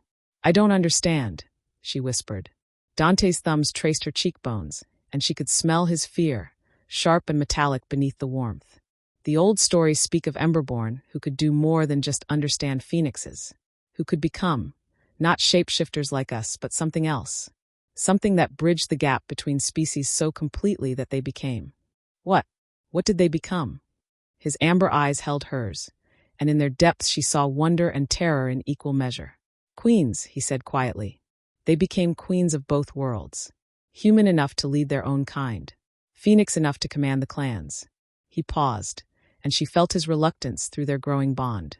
The last one, she united dozens of territories under one rule. Brought peace between species that had been at war for generations. Queen. The word should have sounded ridiculous, should have made her laugh. Instead, it felt like coming home. What happened to her? The last one. Dante's expression grew pained. She fell in love with an alpha. Chose love over duty. The responsibility drove her mad, and she burned out like a star collapsing. Took half the clan structure with her. The implications hit her like ice water. He thinks I'll go mad. He thinks I'll destroy everything. Dante, no. His voice carried alpha command that made her phoenix-touched blood sing. You listen to me, Celeste Ashford. I don't care what the old stories say. I don't care about destiny or prophecy or any of it. You are not going to burn out. You are not going to be driven mad. Do you hear me? The fierce protectiveness in his voice made her eyes sting with tears. How can you be so sure? Because you're stronger than she was. His hands moved to her shoulders, grip almost painful in its intensity. Because you chose this path knowing the risks. Because you looked at a world that tried to cage you and decided to be free instead. That takes a kind of courage most people never find. Courage. Was that what this was? This terrifying, exhilarating sensation of becoming something entirely new? What does it mean? She asked. If I'm awakening, what happens next? Before he could answer, a roar split the morning air. Not the welcoming song she'd grown used to, but something sharp with warning. Dante's head snapped up, every line of his body going taut. Rafe, he growled, and she heard the phoenix in his voice. Another roar answered the first, then another. The clan was mobilizing, moving with coordinated urgency toward some unseen threat. What? Boats. The word came out rough as sandpaper. On the horizon, multiple vessels heading straight for us. Celeste's blood turned to ice. My family. Dante's eyes flashed gold. Not human at all now, but pure predator. They found you. The clearing spun around her as the full implications crashed home. Her family hadn't just abandoned her. They'd been tracking her, hunting her, and now they were coming to drag her back to the cage she died to escape. But this time she wouldn't go quietly. Power surged through her veins like liquid fire, making her skin glow with inner light. When she looked at Dante, she saw her own fierce determination reflected in his eyes. Let them come, she said, and her voice carried harmonics that made the trees themselves seem to lean closer. I'm not the same girl they threw away. Dante's smile was all teeth and promise. No love. You're something far more dangerous." As they rose to face whatever storm was coming, Celeste felt the last chains of her old life shatter completely. She was awakening, and God help anyone who tried to cage her now. Chapter 11. What Dante discovered in the ancient archives changed everything and confirmed his worst fears. While Celeste slept in their shared shelter, exhausted from her rapid transformation, he'd spent the night poring over texts that hadn't been opened in decades. The clan's oldest records, written in symbols that seemed to shift and breathe in candlelight, told stories that made his blood run cold. Emberborn queens. The words felt like poison on his tongue. Not because of what Celeste was becoming. Christ, watching her grow into her power was like witnessing sunrise after years of darkness. But because of what the records revealed about her family. Her cursed, manipulative, dangerous family. Alpha. Rafe's voice cut through his brooding. His second stood in the archive entrance, expression grim. The boats, they're not just coming to collect her. Dante looked up from the ancient text, every instinct screaming danger. Explain. 3 vessels. Military grade, but flying civilian flags. And Alpha. Rafe stepped closer, lowering his voice. I recognize the lead ship, the Helena's Pride. It belongs to Gregory Ashford. Her father. Dante's voice came out as a growl. But even as he said it, pieces were clicking into place with terrifying clarity. The text before him, written in the old tongue by clan historians, told a story that made his bones ache with recognition. In the final days of the last queen, those who feared her power sought to bind it through blood and betrayal. The Ashford line, first among the betrayers, carried forward the sacred duty of containment, passing it from parent to child through generations uncounted. Containment. The word hit him like a physical blow. Celeste's family hadn't just abandoned her. They'd been containing her, keeping her power dormant, her true nature buried beneath layers of manufactured emptiness. They knew, he breathed. Christ, they've always known what she was. Rafe moved closer, scanning the text over his shoulder. Alpha, what are you saying? Dante's hands shook as he turned the page, revealing illustrations that made his stomach churn. Diagrams of binding rituals. Instructions for suppressing Emberborn abilities. And at the center of it all, the Ashford family crest, marking them as hereditary guardians of a secret that could reshape the world. They've been drugging her. The realization struck like lightning. For years, keeping her sedated, compliant, empty. Not to control her behavior, but to prevent her awakening. The implications were staggering. Every perfect meal, every carefully monitored social event, every moment of her manufactured life. It had all been designed to keep her power buried so deep she'd never discover what she truly was. Until she jumped. Until she chose freedom over safety and broke every chain they'd wrapped around her soul. The boats, Dante said quietly. They're not coming for a rescue. They're coming for damage control. Rafe's expression darkened. You think they know she's awakening? Before Dante could answer, another voice cut through the archive's heavy air.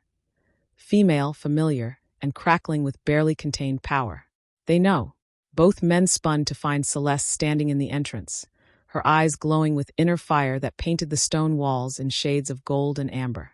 She moved with fluid grace that spoke of her emerging abilities, but her expression was pure fury. How long have you been listening? Dante asked. Long enough. She stepped into the archive, and ancient symbols seemed to pulse brighter in response to her presence. Long enough to understand why I never felt like I belonged in my own skin. Why food never tasted right. Why colors seemed muted. Why I felt like I was slowly disappearing. The power radiating from her made every phoenix instinct he possessed sit up and take notice. Not mate recognition now, but something deeper. Something that whispered of ancient bonds and forgotten loyalties. Alpha recognition. The thought should have terrified him. Should have triggered every territorial instinct bred into his bones over generations of clan leadership. Instead, it felt like coming home. They were poisoning me, she continued, her voice carrying harmonics that seemed to resonate in his chest. Keeping me weak and empty so I could never become what I was born to be. And now, Dante completed grimly. Now they're coming to finish the job. Celeste's smile was sharp as broken glass. Let them try. The confidence in her voice was intoxicating. But Dante had read enough history to know the dangers they faced. Love, you don't understand. The Ashfords have been doing this for centuries. They know things about Emberborn abilities that we've forgotten. They'll have weapons, tactics. They'll have lies. Her interruption crackled with power. Pretty stories about duty and family and what's best for everyone. The same lies they've been feeding me my entire life. She moved to the ancient text, running fingers over symbols that seemed to glow at her touch. When she looked up, her eyes held knowledge that hadn't been there moments before. But I can read this now, she said quietly. All of it. Every word they tried to keep from me. Dante's heart stopped. That's impossible. The old tongue takes years to learn. Not for someone whose blood remembers. Her smile was sad and fierce at once. They tried so hard to make me forget who I was, Dante. But the island, you, being here has awakened more than just power. It's awakened memory. She pointed to a passage he'd missed, symbols that seemed to dance in the flickering light. This speaks of the Ashford betrayal, how they turned against the last queen not out of fear, but out of greed. They wanted to control the bridge between worlds, not serve it. The pieces were falling into place with sickening clarity. A family that had spent generations positioning themselves as guardians while actually being jailers. A bloodline that had traded their honor for the power to suppress something greater than themselves. And Celeste is the key to undoing it all, he realized. Her nod was grim. The rightful heir to power they've been stealing for 3 centuries. No wonder they're coming with warships. Another roar split the air, closer now, more urgent. The clan was reporting movement, vessels approaching with military precision. How long do we have? Dante asked. Rafe checked his watch. 2 hours. Maybe less. 2 hours to prepare for a battle that had been centuries in the making. 2 hours to protect a woman who was still learning the extent of her own power. 2 hours to choose between the safety of his clan and the fate of every supernatural creature on Earth. Because that's what this was about, he realized with crystalline clarity. Not just Celeste's freedom, but the future of their entire world. If the Ashfords succeeded in recapturing her, in binding her power permanently, every clan would remain fractured. Every territory would stay isolated. Every chance for peace between species would die with her. Gather the council, he commanded. Full war protocols. And send word to the allied clans. If they can reach us in time, we'll need every phoenix we can get. As Rafe hurried to carry out his orders, Dante turned to find Celeste watching him with eyes that held depths he was still discovering. You could run, she said quietly. Take your clan and disappear deeper into the volcano. Let them have me and avoid the fight entirely. The suggestion hit him like a physical blow. Never. Dante. Never, he repeated, moving to frame her face with hands that shook with barely contained emotion. Do you hear me, love? I would burn this entire world to ash before I let them take you back to that cage. The fierce protectiveness in his voice seemed to crack something in her carefully maintained composure. Tears gathered in her glowing eyes. Not tears of fear, but of gratitude so profound it took his breath away. I love you, she whispered. And I love you. More than clan, more than duty, more than my own life. He pressed his forehead to hers, breathing in her scent of wild flowers and growing power. Which is why we're going to win this fight. Outside, the clan was mobilizing for war. In a few hours, the battle for the future would begin. But here, in this moment, they had each other. And that would have to be enough. Chapter 12. Standing in the ancient archive, surrounded by the truth of her heritage, Celeste felt the last vestiges of her old self fall away like a snake shedding skin. They knew. The knowledge burned through her like acid. They've always known. Every carefully curated meal, every perfectly scheduled day, every moment of soul-crushing emptiness. It had all been designed to keep her weak, to prevent her from becoming what she was born to be. A queen. The word still felt strange on her tongue, but with each passing moment, it felt more like truth. Power hummed beneath her skin like electricity, making the very air around her shimmer with possibility. When she looked at the ancient texts, symbols she'd never seen before resolved into meaning as clear as her native language. Because it is my native language. The language of my blood. Love. Dante's voice cut through her revelations, tinged with concern. What are you seeing? She ran her fingers over a passage that made her heart race with equal parts wonder and terror. Instructions for something called the binding ritual. His sharp intake of breath was answer enough. It's what they're coming to do, isn't it? She continued, not looking up from the text. Not just drag me home, but make sure I can never awaken fully. Celeste. The ritual requires 3 things. Her voice was steady despite the horror growing in her chest. Royal blood, that's me. Sacred ground, this island. And, she finally looked up, meeting his amber eyes. The willing sacrifice of my mate. The color drained from Dante's face. What? They can't complete the binding without. She swallowed hard, forcing herself to say the words. Without severing the mate bond permanently. Which means killing me. His voice was flat, emotionless. The casual way he said it, like discussing the weather, made something wild and protective surge through her chest. Power flared around her like golden flames, and the ancient texts began to glow in response. No. The word came out with enough force to shake dust from the archive ceiling. Both men took an involuntary step back as her power filled the space between them. No, she repeated, softer but no less fierce. They've taken enough from me. My childhood, my identity, my freedom. But they will not take you. Dante moved toward her despite the energy crackling around her form. Love, if it's the only way to keep you safe. I don't want to be safe. The words exploded from her with enough force to rattle the stone walls. I want to be free. I want to be whole. I want to be everything they tried to prevent me from becoming.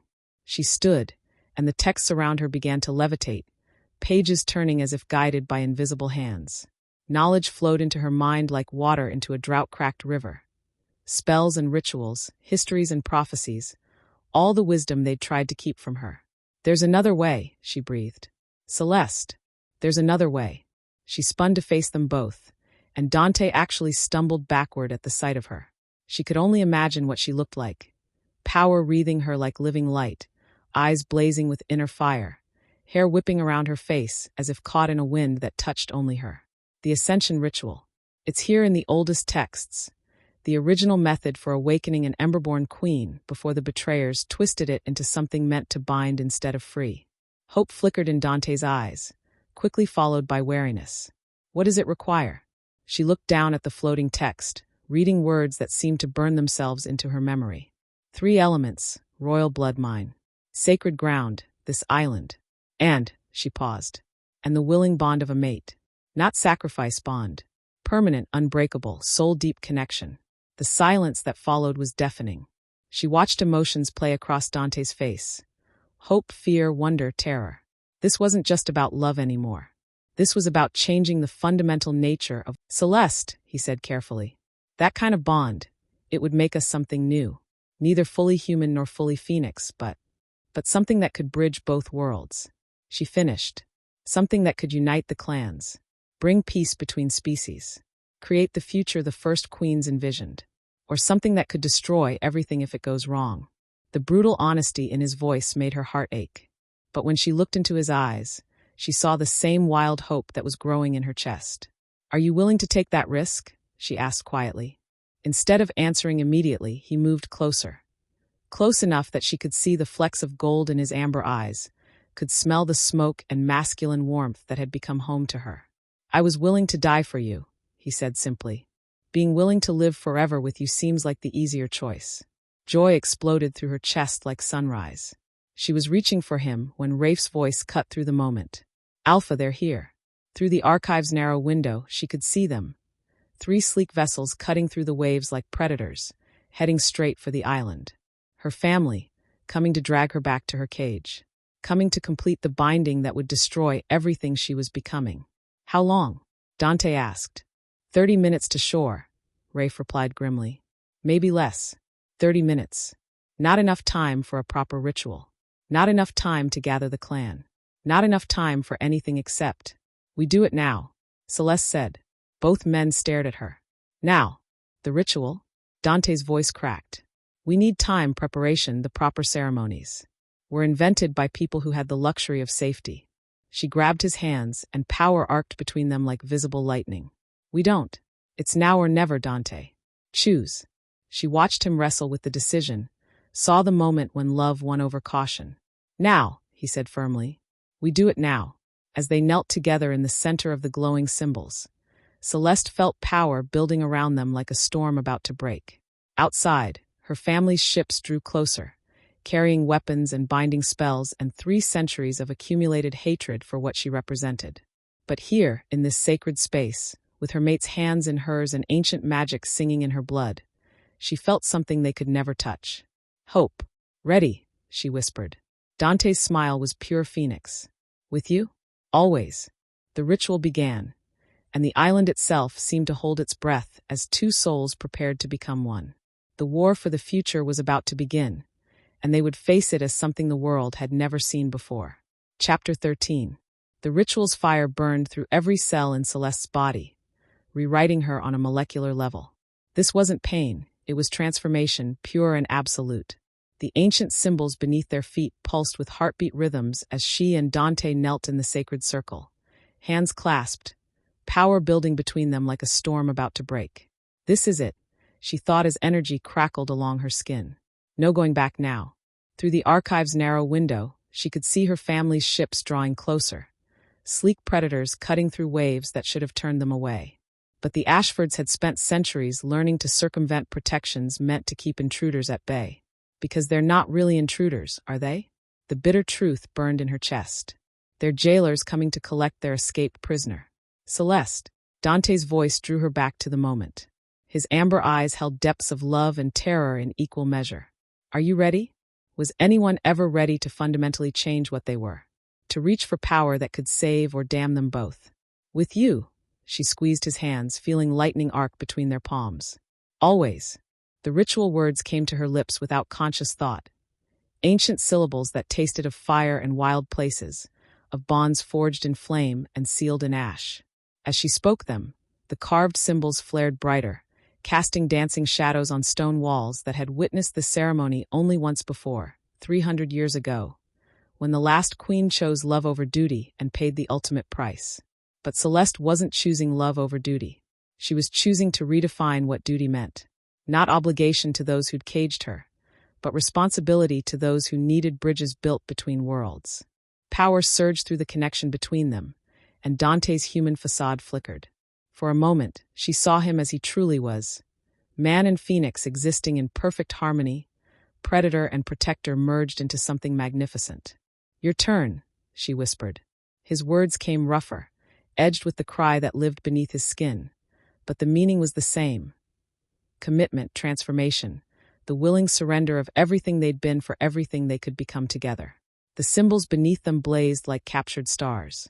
Energy poured through Celeste's body, rewriting her on a cellular level. She could feel her bones strengthening, her senses expanding, her very DNA shifting to accommodate powers she'd only dreamed of. This is what they tried to prevent. This is why they kept me empty and small. Because a fully awakened Emberborn queen wasn't just a leader. She was a force of nature. She could command not just phoenixes, but all supernatural creatures. Could unite territories that had been fractured for centuries. Could bridge the gap between human and inhuman worlds. Could threaten the careful power structures that families like hers had built on the bones of better things. Pain lanced through her as the transformation reached its peak. Every cell screamed as it remade itself. Every nerve blazed with overload. For one terrifying moment, she understood why the last queen had burned out. This much power could consume someone from the inside out. Then Dante's strength flowed into her through their joined hands, steadying her, grounding her. His phoenix sang to hers. Yes, she had a phoenix now, wild and golden and perfectly matched to his. And the agony transformed into ecstasy. We are bonded, she gasped, the words coming out in harmonics that made the archive walls vibrate. We are one. We are bonded, he agreed, and his voice carried the same otherworldly resonance. We are one. Forever. The ritual reached its crescendo in a burst of golden light that filled every corner of the sacred space. When it faded, they knelt in silence, still clasped together, no longer entirely human, but not fully phoenix either. Something new. Something unprecedented. Something terrifying. How do you feel? Dante asked softly. Celeste took inventory of her transformed body. Strength flowed through muscles that had never known their own power. Her senses painted the world in colors she'd never seen, carried scents that told stories, picked up sounds from miles away. And underneath it all, a deep sense of rightness, like she'd finally found the shape she was meant to inhabit. Alive, she breathed. For the first time in my life, I feel completely alive. Then Rafe's urgent roar shattered the moment. Alpha, they're landing. Armed forces, magical dampeners, and his mental voice cut off in a yelp of pain. Dante surged to his feet, every line of his body radiating deadly intent. They're using suppression fields, trying to cut off our connection to the clan. But as Celeste rose beside him, she felt something her family couldn't have anticipated. The ritual hadn't just bonded her to Dante. It had connected her to every supernatural creature on the island. Phoenixes, yes, but also the ancient spirits that dwelt in volcanic valleys, the elemental forces that shaped fire and stone. They can't suppress what they don't understand, she said quietly. Through her expanded awareness, she felt them coming. Her mother, cold and calculating as winter. Her father, radiating the satisfied confidence of a man who'd never failed to retrieve his property. Armed mercenaries carrying weapons designed to subdue supernatural creatures. And something else. Something that made her blood run cold. Dante. They have someone with them. Someone wrong. His head snapped up, nostrils flaring. What do you mean wrong? She closed her eyes, extending her newfound senses toward the approaching threat. What she found made her stomach churn with revulsion. Corrupted.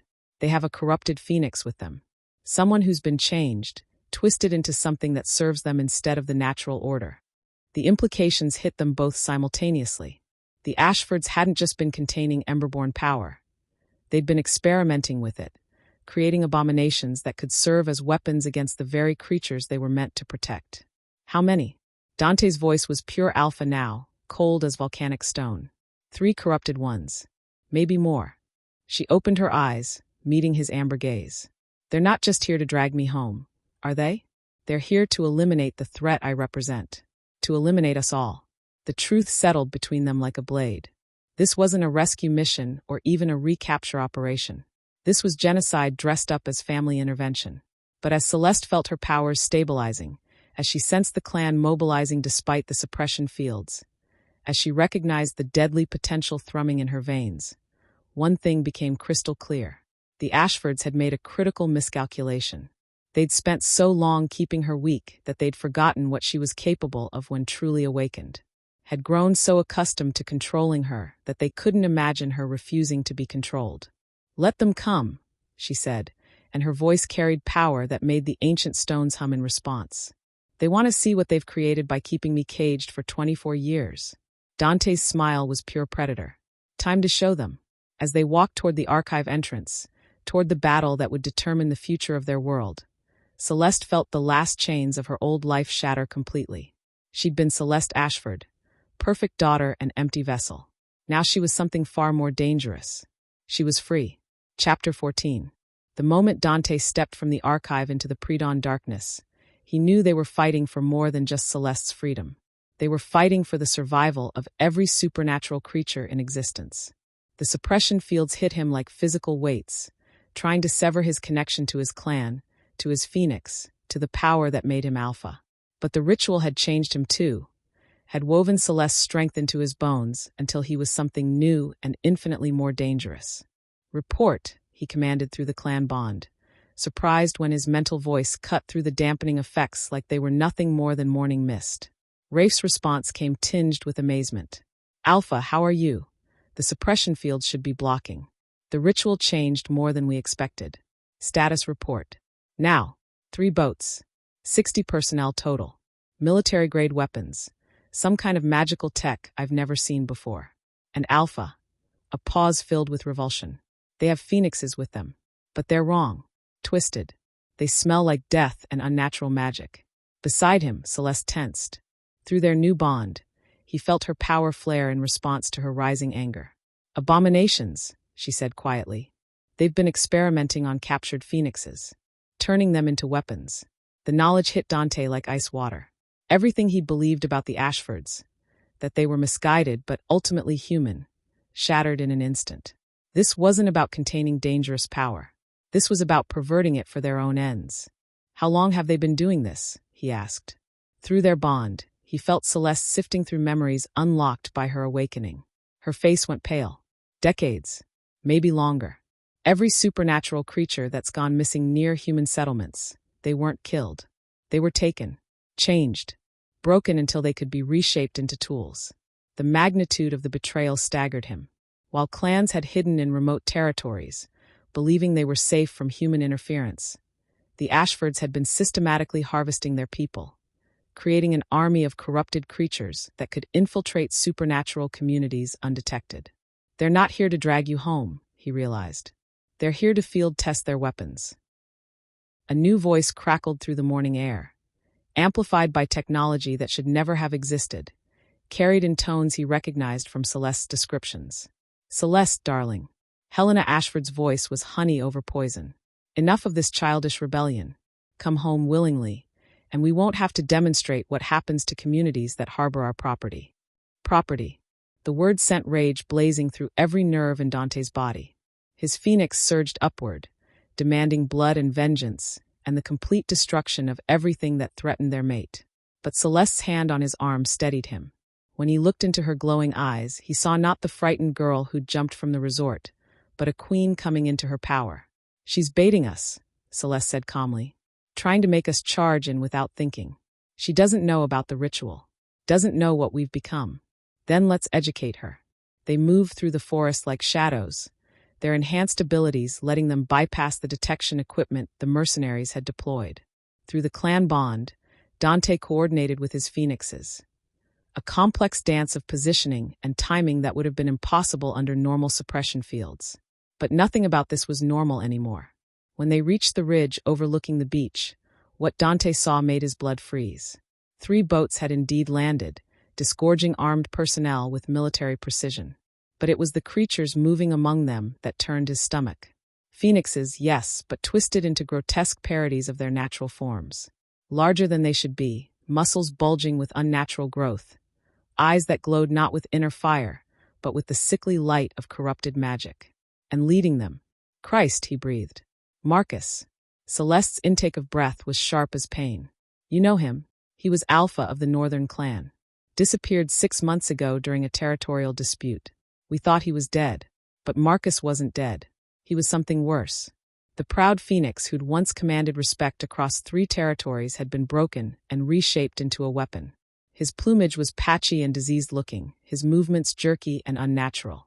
And when he turned in their direction, his eyes held no recognition, no personality. Just blind obedience to masters who'd stripped away everything that made him who he was. "They didn't just capture him," Celeste whispered, her voice thick with horror. "They hollowed him out, made him into a puppet. The casual cruelty of it, taking a proud alpha and reducing him to a mindless tool, ignited something in Dante that went beyond rage. This was violation on a level that demanded answering. "Can he be saved?" he asked. Through their bond, he felt Celeste extending her senses toward the corrupted phoenixes. Her face crumpled with grief. "No. The magic they used, it doesn't just control. It consumes. Everything they were is gone, replaced with artificial compulsions that will eventually burn out their minds completely. How long do they have? Months. Maybe weeks. They're dying by degrees, and they don't even know it." The knowledge that Marcus and the others were beyond saving should have made the choice easier. Instead, it made it infinitely harder. These weren't just enemies to be defeated. They were victims who deserved better than the fate that had been forced on them. But as Helena Ashford's voice rang out again, promising escalating consequences for continued defiance, Dante realized he was looking at the future she intended for every supernatural creature on Earth. Compliance or corruption. Submit or be broken. "No more," he said quietly. Celeste nodded, power beginning to radiate from her in waves that made the very air shimmer. "No more." They rose together, no longer hiding, and Dante felt his clan responding to the signal. 30 phoenixes melted out of concealment, forming a defensive perimeter that would have impressed military strategists. But more than that, creatures he'd never commanded began appearing. Ancient spirits of volcanic valleys, elemental forces that had slumbered for decades. Celeste wasn't just queen of the phoenixes. She was queen of everything wild and free that called this island home. Helena Ashford. Celeste's voice carried across the beach with supernatural force. "You are not welcome here." The woman who'd raised her, if manipulation and control could be called raising, turned toward their position.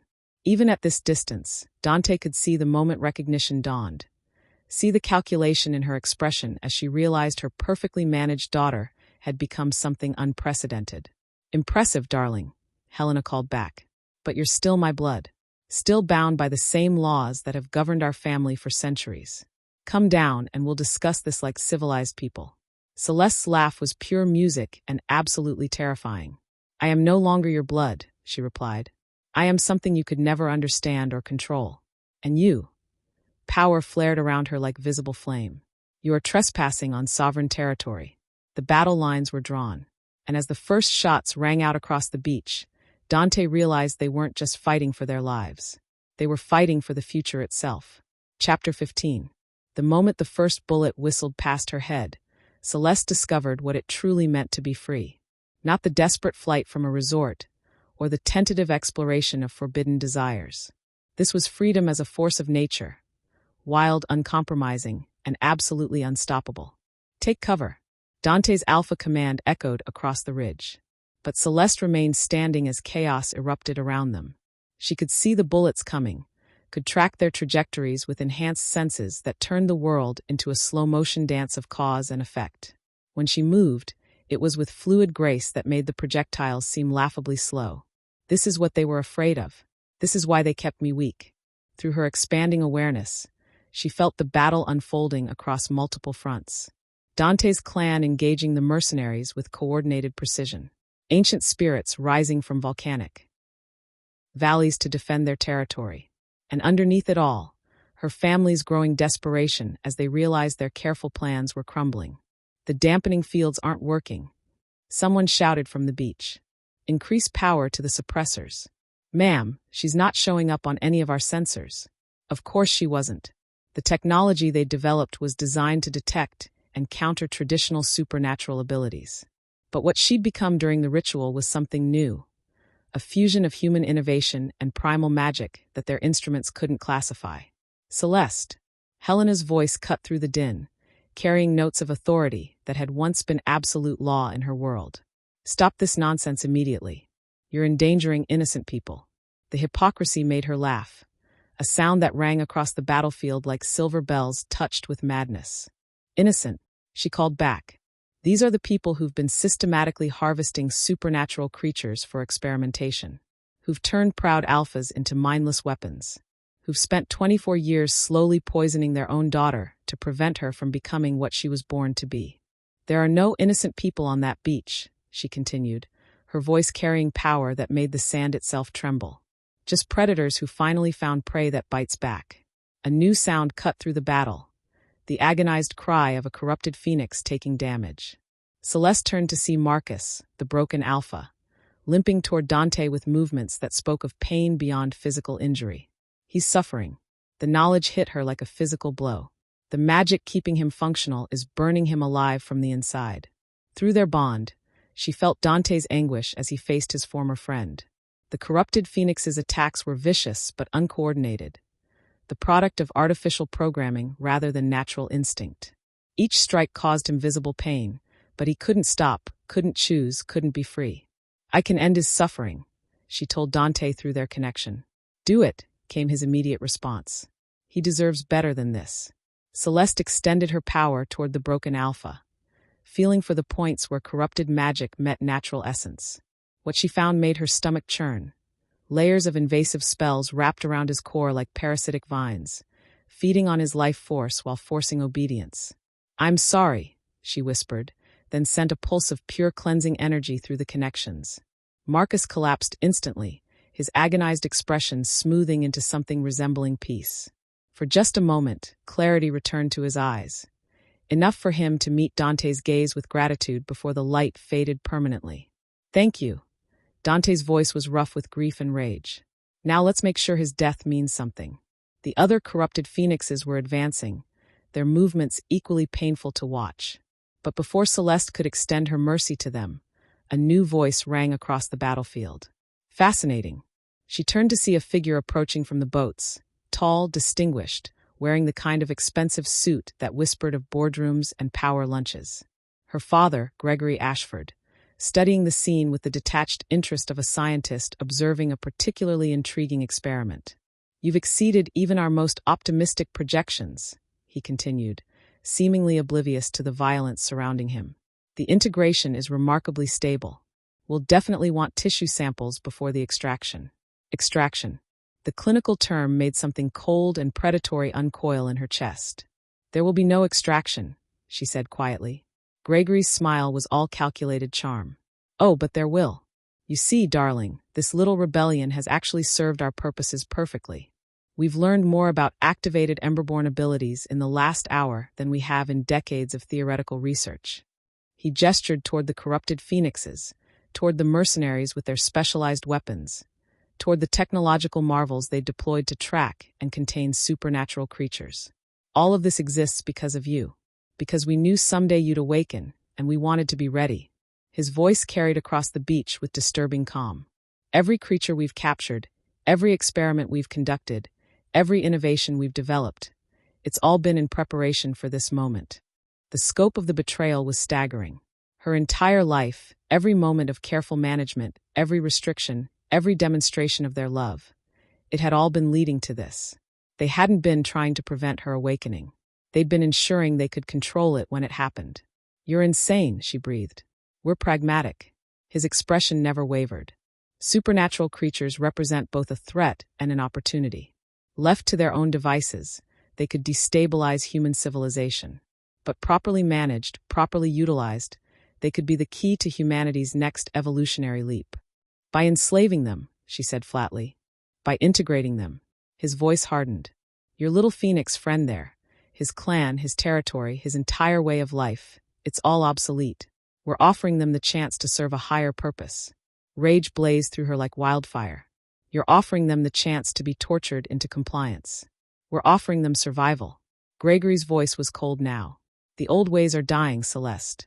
The hidden enclaves, the secret territories, the primitive clan structures. None of it can survive in the modern world. We're simply accelerating the inevitable. Around them, the battle continued. But Celeste found herself locked in something far more dangerous than physical combat. A war of ideologies that would determine the future of every supernatural creature on Earth. And if I refuse to cooperate? Gregory's smile was sharp as a blade. Then we demonstrate what happens to communities that resist progress. Your clan, this island, every creature that's shown loyalty to you. They all become test subjects for our next generation of integration protocols. The threat was clear. Submit or watch everyone she cared about suffer the same fate as Marcus and the other broken phoenixes. But as Celeste felt the full weight of her awakened power humming in her veins, as she sensed the absolute loyalty of every wild thing on the island, as she recognized the unbreakable bond connecting her to Dante, and through him to possibilities she was only beginning to understand, she made her choice. No. The word came out wrapped in power that made the very air crack with electricity. Gregory's confident expression flickered for the first time. I choose freedom, she continued, her voice building to something that was part roar, part song, part declaration of war. Not just for me, but for everyone you've tried to cage. And if you think you can threaten the people I love to make me comply. Power exploded from her in waves that sent sand flying and made the ocean itself recoil from the shore. Then you clearly don't understand what you've created. The final battle was about to begin, and this time the cages would be shattered permanently. Chapter 16. The Betrayal. In the chaos of battle, Dante never saw the betrayal coming until it was too late. The fight had been going better than expected. His clan working in perfect coordination with Celeste's awakened power, pushing back the Ashford forces despite their technological advantages. Even the corrupted phoenixes were falling, their artificial programming no match for the combined fury of natural predators defending their territory. We're winning, he thought as he watched another mercenary retreat toward the boats. We're actually. The net dropped from above like a spider's web made of liquid fire, wrapping around him with precision that spoke of careful planning. Where it touched his skin, agony blazed through every nerve. Not just pain, but something deeper, something that cut at the very core of what he was. Dante! Celeste's scream echoed across the battlefield as he crashed to the ground, the net's burning filaments searing through clothes and flesh alike. But the worst part wasn't the physical torment. It was the voice that emerged from the forest behind him. Familiar, trusted, beloved. I'm sorry, Alpha. Rafe stepped into view, his expression twisted with guilt and determination in equal measure. In his hands was a device that pulsed with the same sickly light as the corrupted phoenix's eyes. You're controlling the net. Dante gasped, understanding flooding through him like ice water. You, how long? 3 years. Rafe's voice cracked. Since the binding was placed on you. They found me afterward. Offered me a choice. Watch my family die slowly from the poison they'd already given them, or betray your alpha. The words tasted like ash. Or save the only people who mattered more than clan loyalty. Tears streamed down his second's face. My mate, my children, they're alive because I made a deal with devils. The burning net tightened, and Dante felt his phoenix retreating deeper into his consciousness, driven back by agony that transcended the physical. Through his bond with Celeste, he sensed her power flaring as she fought to reach him. But more mercenaries were closing in, forcing her back. The binding, he realized through the haze of pain. You helped them place it. Rafe's nod was barely visible. They knew you'd never choose a mate they approved of, so they made sure you couldn't choose at all. The binding was meant to keep you isolated, controllable. He paused, grip tightening on the control device. But Celeste was never supposed to awaken. They kept her sedated for decades, waiting for the perfect moment to use her against the supernatural community. You changed that, Rafe continued, his voice thick with conflicting emotions. You helped her become something they couldn't predict or control. Through the burning haze of pain, Dante saw the bigger picture emerging. The Ashfords hadn't just been containing Celeste. They'd been positioning themselves to control every major supernatural territory. And his clan, isolated and bound, had been the perfect test case. How many others? He whispered. Every clan that's lost an alpha in the last 5 years. Every territory that's gone silent. Every. Rafe's voice broke completely. They're building an empire, Dante. And we're all just resources to be harvested. The net pulsed with fresh energy, and Dante's vision began to blur. But before unconsciousness could claim him, he saw something that made his blood freeze. More nets were falling from the sky, dozens of them, dropping over his clan with mechanical precision. His phoenixes, proud, fierce creatures who'd never bowed to anything but natural law, were being trapped like animals, like livestock. Celeste, he tried to shout, but his voice came out as barely a whisper. Through their bond, he felt her power blazing like a star about to collapse. But even her incredible abilities couldn't be everywhere at once. She was strong, perhaps stronger than any Emberborn queen in history. But she was also alone, surrounded by enemies who'd spent centuries learning to fight creatures like her. The ritual, Rafe said quietly, kneeling beside him. They want to study it, figure out how to replicate it with subjects they can control. His expression was haunted. They'll never. They will. His second's voice carried terrible certainty. Because they have you, and they know she'll do anything to save you. The implications hit Dante like a physical blow. This entire battle had been orchestrated not to capture Celeste, but to capture him, to create leverage that would force her to cooperate. She won't submit, he said fiercely. She's stronger than that. Rafe's smile was heartbroken. She's in love. Love makes even the strongest people do foolish things. As if summoned by his words, Celeste's voice rang across the battlefield. Not the commanding tone of a queen, but the desperate cry of a woman watching her world collapse. Stop. I'll come with you. Just please stop hurting them. No. The words screamed through Dante's mind, but his body was too weak to voice it. This was exactly what the Ashfords had wanted. To break her spirit by threatening everything she cared about. Through fading vision, he watched her power dim as she made the choice he'd prayed she'd never have to make. Love over freedom. Sacrifice over strength. Exactly what had destroyed. Don't, he tried to say, but darkness was already closing in. The last thing he saw was Celeste walking toward the beach with her hands raised in surrender. Her magnificent power contained to protect people who were probably already lost. And in that moment, Dante understood the true horror of the Ashfords' plan. They didn't just want to control supernatural creatures. They wanted to break them first, to strip away everything that made them strong before reshaping them into tools. His mate was walking into a trap, and he was too broken to stop her. As consciousness finally slipped away, one thought burned through his mind with crystal clarity. Some battles simply couldn't be won. Chapter 17. The Impossible Choice. Watching Dante fall, wrapped in burning agony and betrayal, Celeste felt something fundamental crack inside her chest. Not him. Anyone but him.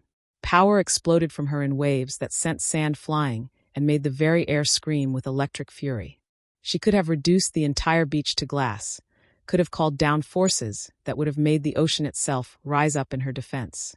But as she prepared to unleash destruction on a scale that would reshape the coastline, Helena's voice cut through her rage like a poisoned blade. "Careful, darling. One wrong move, and we increase the heat concentration in his bloodstream. Do you know what happens when liquid fire reaches a phoenix's heart?" Celeste's power faltered as the threat hit home. Through her bond with Dante, she could feel his agony. Not just physical pain, but the deeper torment of betrayal. Rafe, his most trusted friend, had been working for her family for years. How many others? The question blazed through her mind as she looked at the clan members being systematically captured. How many people we trusted were never really ours? "That's the beauty of long-term planning," her father called out, approaching with the casual confidence of a man who'd never met a problem he couldn't buy or manipulate his way out of. When you have enough time and resources, anyone can be turned. Even the most loyal can be convinced to see reason. Around her, the ancient spirits that had answered her call were retreating. Not from cowardice, but from the specialized weapons the mercenaries carried. Technology that shouldn't exist, shouldn't be possible, but somehow made even elemental forces pause. "How?" she demanded. Richard's smile was all paternal pride and scientific fascination. "Decades of research, sweetheart. Every supernatural creature we've acquired has taught us something new. How to wound spirits that should be untouchable. How to bind forces that predate human civilization. How to turn the very magic of this place against itself." He gestured toward devices that hummed with unnatural energy, creating fields that made the air itself feel heavy and wrong. "Your little island sanctuary? It's about to become the world's first supernatural research facility. Properly managed, of course." The scope of their planning was staggering. This wasn't just about recapturing one wayward daughter. It was about claiming an entire ecosystem of magical creatures for experimentation. "And if I refuse to cooperate? Then we begin with your mate." Helena stepped forward, her expression carrying the cold calculation that had governed Celeste's entire childhood. The burning net is an interesting process in phoenixes. First comes the pain, excruciating but manageable. Then the fever as their immune system tries to fight off what it perceives as an infection. She paused, letting the words sink in. Then comes the real suffering. Their phoenix begins to separate from their human consciousness, creating a split personality that grows wider with each passing hour. Eventually, they go completely mad before the fire finally reaches their heart and stops it forever. Through their bond, Celeste felt Dante's consciousness flickering as the poison spread through his system. He was trying to fight it, trying to stay present for her, but the burning net was stronger than even Alpha Constitution could handle. "How long does he have?" she whispered. "Hours. Maybe less." Gregory consulted an expensive watch with the casual indifference of checking the weather. "But we have the suppressant, of course. Developed it specifically for situations like this. What do you want?" "Full cooperation. Complete submission to our research protocols. And a willingness to demonstrate your abilities for our scientific team." Her mother's voice carried the same tone she'd used when discussing piano lessons or deportment classes. Think of it as finishing school for supernatural queens. The casual way they discussed her enslavement, like it was just another educational opportunity, made rage flare through her chest. But every time her power began to build, she felt Dante's pain spike through their connection. "They know exactly how to control me," she realized with sick certainty.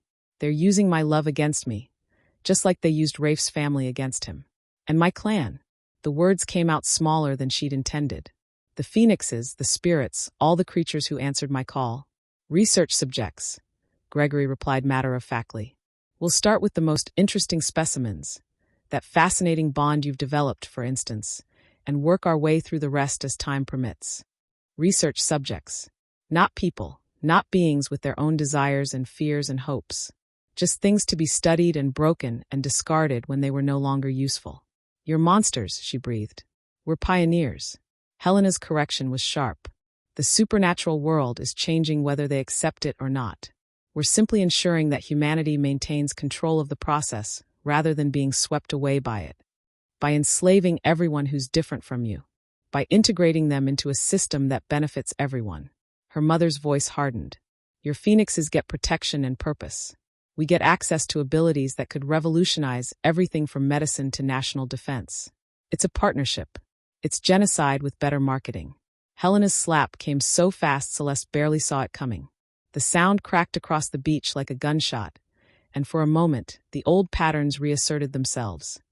the beautiful daughter accepting correction from a displeased parent. But then Dante's agony pulsed through their bond, and something inside her hardened beyond the reach of old conditioning. "Careful, mother," she said quietly, her voice carrying harmonics that made the sand beneath their feet tremble.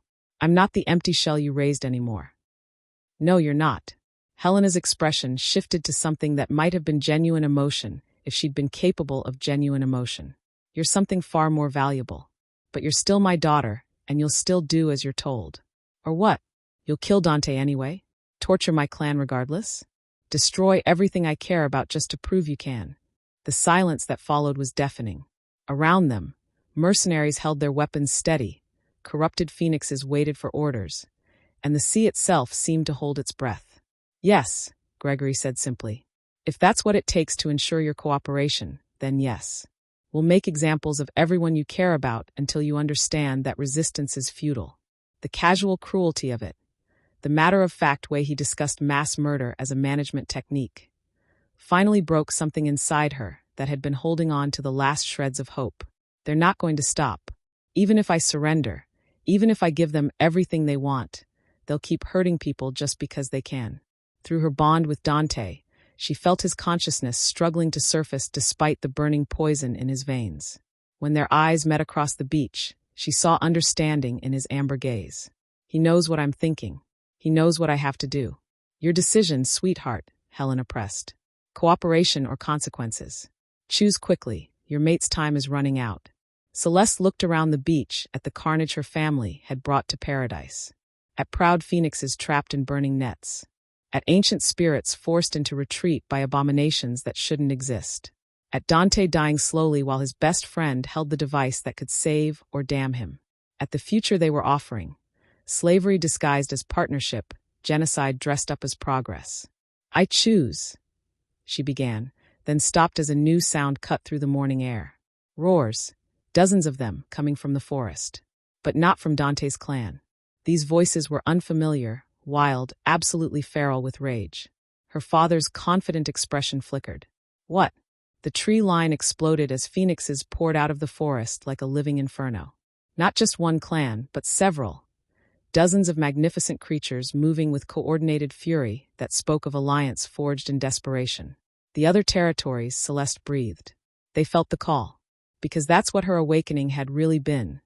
Not just personal transformation, but a beacon sent out to every supernatural creature within a 1,000-mile radius. A signal that the time for hiding was over. "Impossible," Helena snarled. "The suppression fields should have blocked." "You can't suppress what you don't understand," Celeste said, power beginning to build around her like visible flame. "And you never understood what you were trying to control." The battle was far from over, but this time she wasn't fighting alone. Chapter 18. All is lost. The cavalry's arrival should have been cause for hope. But as Dante watched through the haze of burning poisoning, he realized they'd all walked into a trap more elaborate than anyone had imagined. The allied clans, phoenixes from territories he'd never heard from in years, poured onto the beach with magnificent fury, their roars shaking the very foundations of reality. But the Ashfords had been ready for this too. They wanted the other clans to come, he realized with growing horror. This entire battle, it's a harvesting operation. More nets fell from the sky, but these weren't the improvised burning snares they'd used on his clan. These were technological marvels, electromagnetic fields that could trap creatures with supernatural speed, sonic dampeners that disrupted clan coordination, and worst of all, scent scramblers. The devices released clouds of chemical confusion that made it impossible for phoenixes to identify friend from foe. Within minutes, the coordinated assault dissolved into chaos as natural allies turned on each other, unable to trust their most basic senses. Magnificent, isn't it? Gregory Ashford approached Dante's prone form, seemingly unbothered by the violence erupting around them. 20 years of research, all leading to this moment, the first large-scale capture of multiple supernatural territories. Through the bond, Dante felt Celeste's anguish as she watched her potential allies falling into the same traps that had claimed his clan. Her power flared and sparked around her, but for every phoenix she freed, 2 more were captured. "You see, the beautiful thing about clan mentality," Gregory continued conversationally, "is that it's predictable. Threaten one, and the rest will come running to help. It makes mass harvesting remarkably efficient." What do you want with us? Dante managed to rasp. Everything. The simple word carried weight that made Dante's remaining strength drain away. Your healing abilities, your enhanced senses, your clan bonds, your territorial instincts. Every aspect of supernatural existence has potential applications for human advancement. He gestured toward the chaos around them. Imagine soldiers with phoenix regeneration. Intelligence operatives with your sensory capabilities. Corporate teams bonded as tightly as clan families. The applications are endless. You want to turn humans into us. We want to evolve humanity past its current limitations. Gregory's eyes gleamed with the fervor of a true believer. And you're going to help us do it. The burning net pulsed with fresh energy, sending waves of agony through Dante's nervous system. But worse than the physical pain was what he was seeing through the clan bond. His phoenixes trapped and frightened, calling out for an alpha who couldn't help them. The corruption process is fascinating, Gregory continued, apparently enjoying having a captive audience. We've refined it significantly since our early experiments. The subjects retain most of their original personality, but their loyalty becomes redirected. Like Rafe. The name tasted like ash. Like Rafe, though his was a voluntary corruption. Much cleaner than the forced conversions. He genuinely believes he's saving his family, which makes his betrayal all the more effective. Through dimming vision, Dante watched his former second coordinating the capture operations with military precision. Every movement was calculated to cause maximum psychological damage, using clan bonds to force surrenders, exploiting territorial instincts to create chaos. He's been your inside man for 3 years, Dante realized. He's been our inside man since before the binding was placed on you. Gregory's correction was casual, devastating. Did you really think we'd attempt something so complex without extensive preparation? The scope of the betrayal was staggering. Not just Rafe, but potentially dozens of phoenixes across multiple territories. All compromised, all working toward this moment when the supernatural community would finally be broken. The binding, Dante whispered. It wasn't just to control me. It was to isolate me. To make you desperate enough to accept help from anyone, including corrupted clan mates. The brutal honesty in Gregory's voice made Dante's heart ache. The beauty of long-term manipulation is that the subjects rarely realize they're being guided toward predetermined outcomes. Gregory pulled out a device that looked like a cross between a medical scanner and a weapon. Now, let's see what makes that bond with our daughter so special. The scanner hummed to life, and immediately Dante felt something invasive probing at the connection between him and Celeste. Not just studying it, but trying to map it, replicate it, turn it into something that could be manufactured and controlled. Fascinating. Gregory's voice carried scientific detachment that made Dante's skin crawl. The neural pathways are completely novel. We're looking at a form of telepathic bonding that shouldn't be possible in human-derived genetics.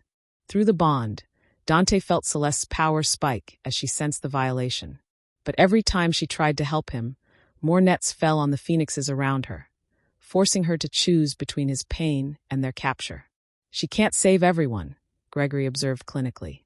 It's the fundamental flaw in the heroic mindset, the inability to accept necessary losses. It makes her predictable, controllable.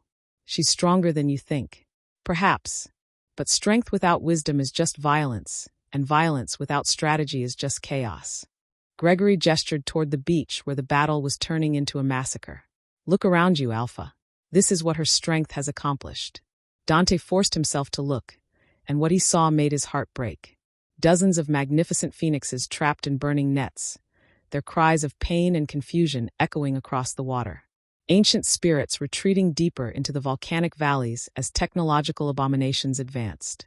His own clan members being systematically processed like livestock.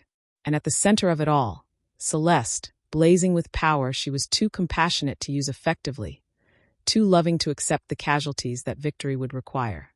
The last queen had the same problem, Gregory continued. Tremendous power, but too much heart to use it properly. It made her easy to break. What did you do to her? Nothing directly.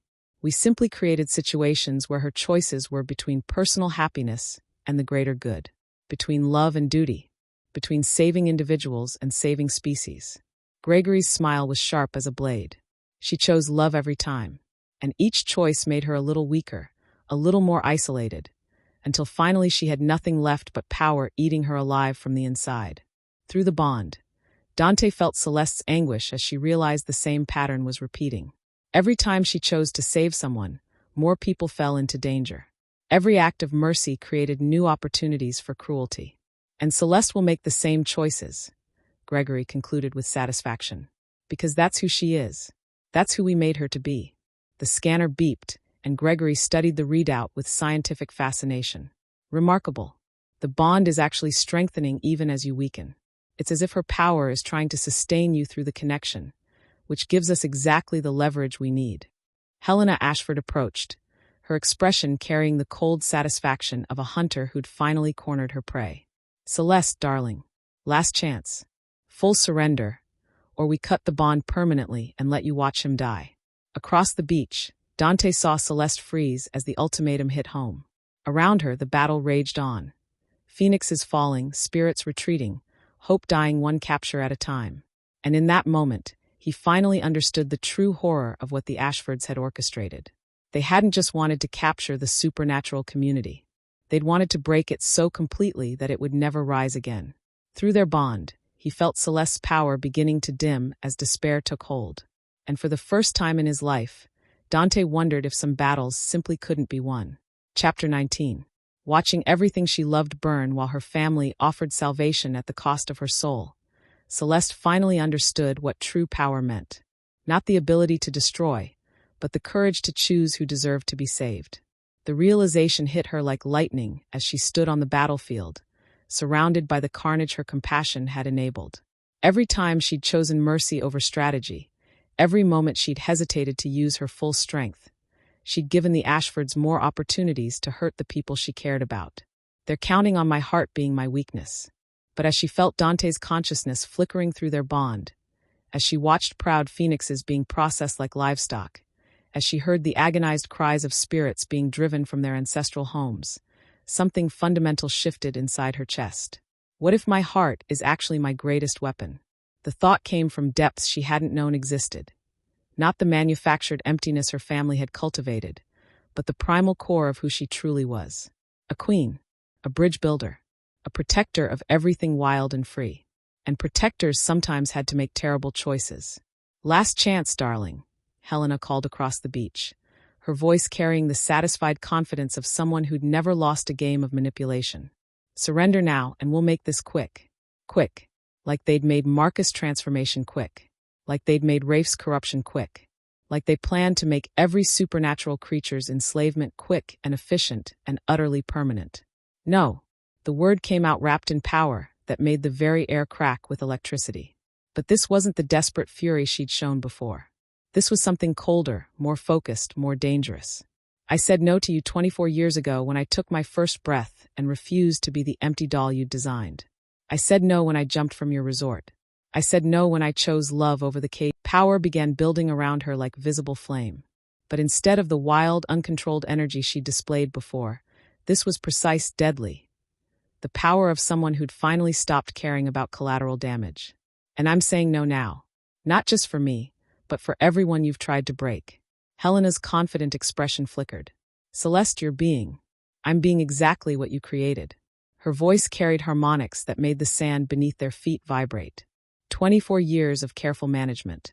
Of poison disguised as love. Of teaching me that my worth depended on making others happy. She paused, letting her words sink in. Did you really think I'd stay grateful forever? The technological suppressors that had been dampening supernatural abilities began to spark and smoke as her power overwhelmed their design parameters. Around the beach, phoenixes trapped in burning nets started to stir as the restraining fields weakened. You wanted to see what a fully awakened Emberborn queen could do. Her smile was sharp as broken glass. You wanted to study my abilities for your research? Power exploded from her in waves that sent every piece of Ashford technology into overload. But more than that, she reached out through connections she was only beginning to understand, touching the consciousness of every supernatural creature on the island, every phoenix, every spirit, every elemental force that called this place home. Then let me show you. What happened next would have been impossible for the Emberborn queens of legend, because they'd operated within the constraints of their time. But Celeste had grown up in an age of global communication, of networks that spanned continents, of connections that transcended physical space. and she was about to use every lesson her modern world had taught her. Through the clan bonds, she reached out to phoenixes across the globe. Through the island's ancient magic, she connected with spirits that had been sleeping for centuries. Through the very electromagnetic fields the Ashfords had tried to use against her, she sent a signal that resonated in the hearts of every supernatural creature within a 1,000-mile radius. Come home. The bridges are burning, but the queen has risen. Come home. The response was immediate and overwhelming. Roars began echoing from volcanic valleys that had been silent for decades. Ancient powers that had retreated from human expansion suddenly surged back to life. And across 3 continents, supernatural creatures felt the call and began moving toward the Pacific with purpose that transcended individual survival. Impossible! Gregory's scientific composure finally cracked as his instruments registered energy readings that shouldn't exist. The range alone should be. Should be what? Celeste turned toward him, and he actually stepped backward at the sight of her eyes. No longer just glowing, but blazing with inner fire that seemed to contain galaxies. Limited by your understanding of how power works. She gestured toward the horizon where dark shapes were already appearing.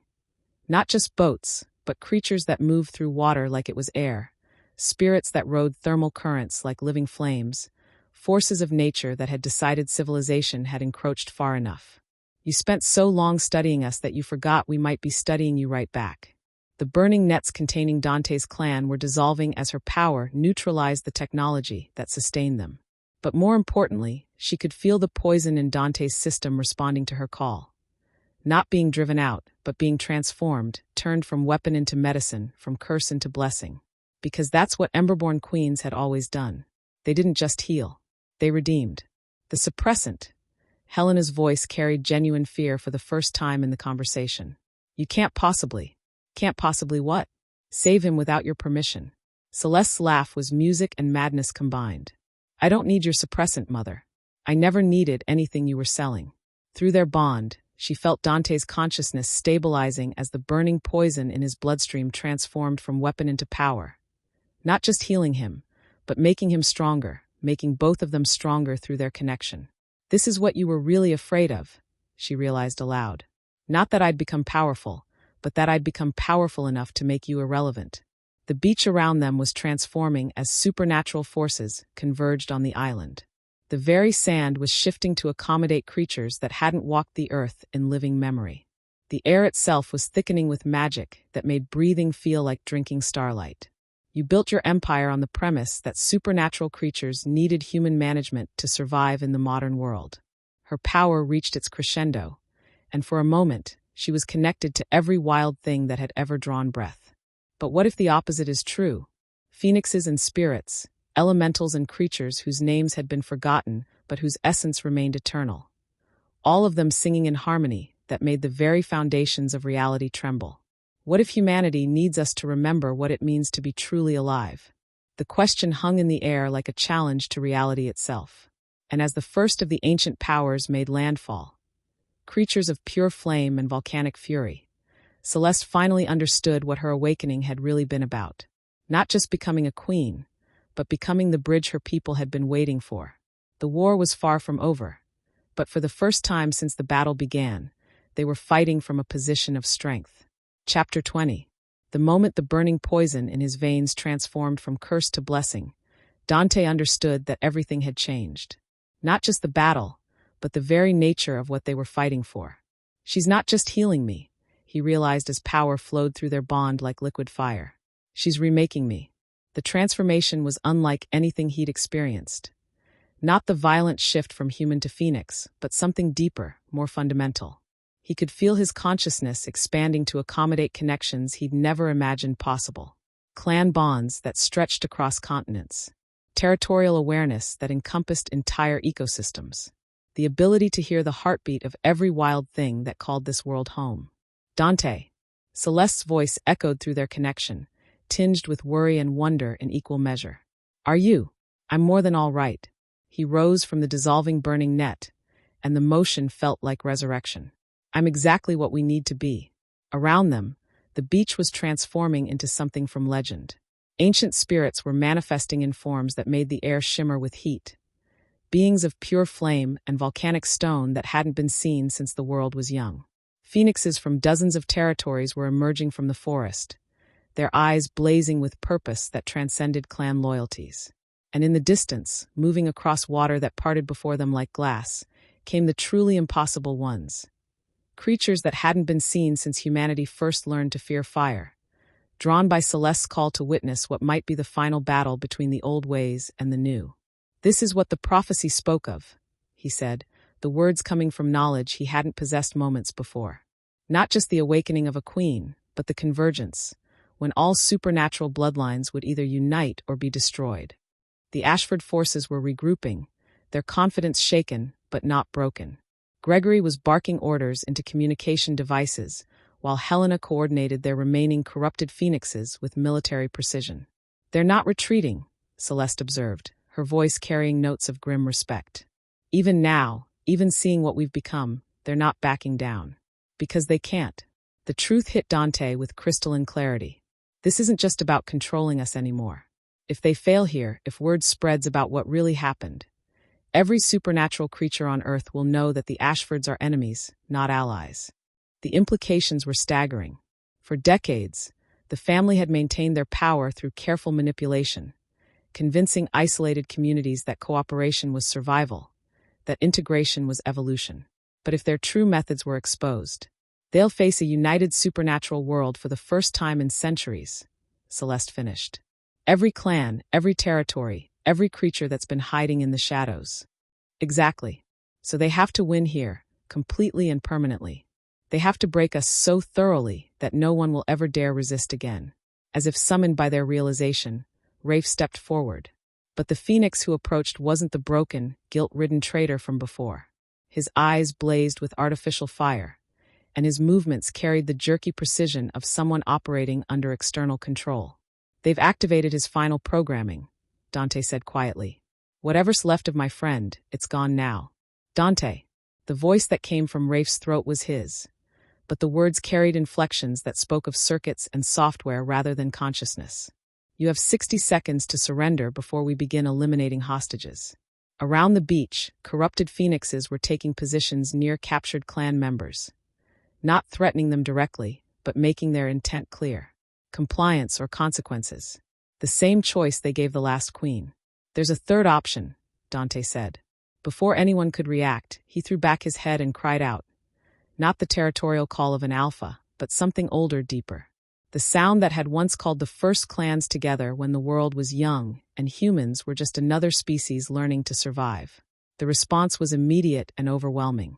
Every supernatural creature on the island, from the smallest spirit to the most ancient elemental, joined their voice to his. The sound built and layered and harmonized until it became something that transcended mere noise. A declaration of war. "You want to see what happens when you threaten clan?" Dante asked conversationally as the roaring reached its crescendo. "You want to understand what we're really capable of when we stop hiding?" The corrupted phoenixes raised their weapons, but before they could fire, shadows exploded from the volcanic valleys. Not Dante's clan, but something far more dangerous. Phoenixes from territories that had been thought extinct, moving with coordination that spoke of shared purpose transcending individual clan loyalties.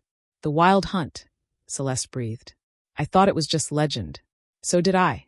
Dante watched in amazement as creatures from a dozen different supernatural species moved in perfect synchronization. But legends have a way of becoming real when the need is great enough. The battle that erupted wasn't the chaotic melee from before, but something choreographed by forces older than civilization.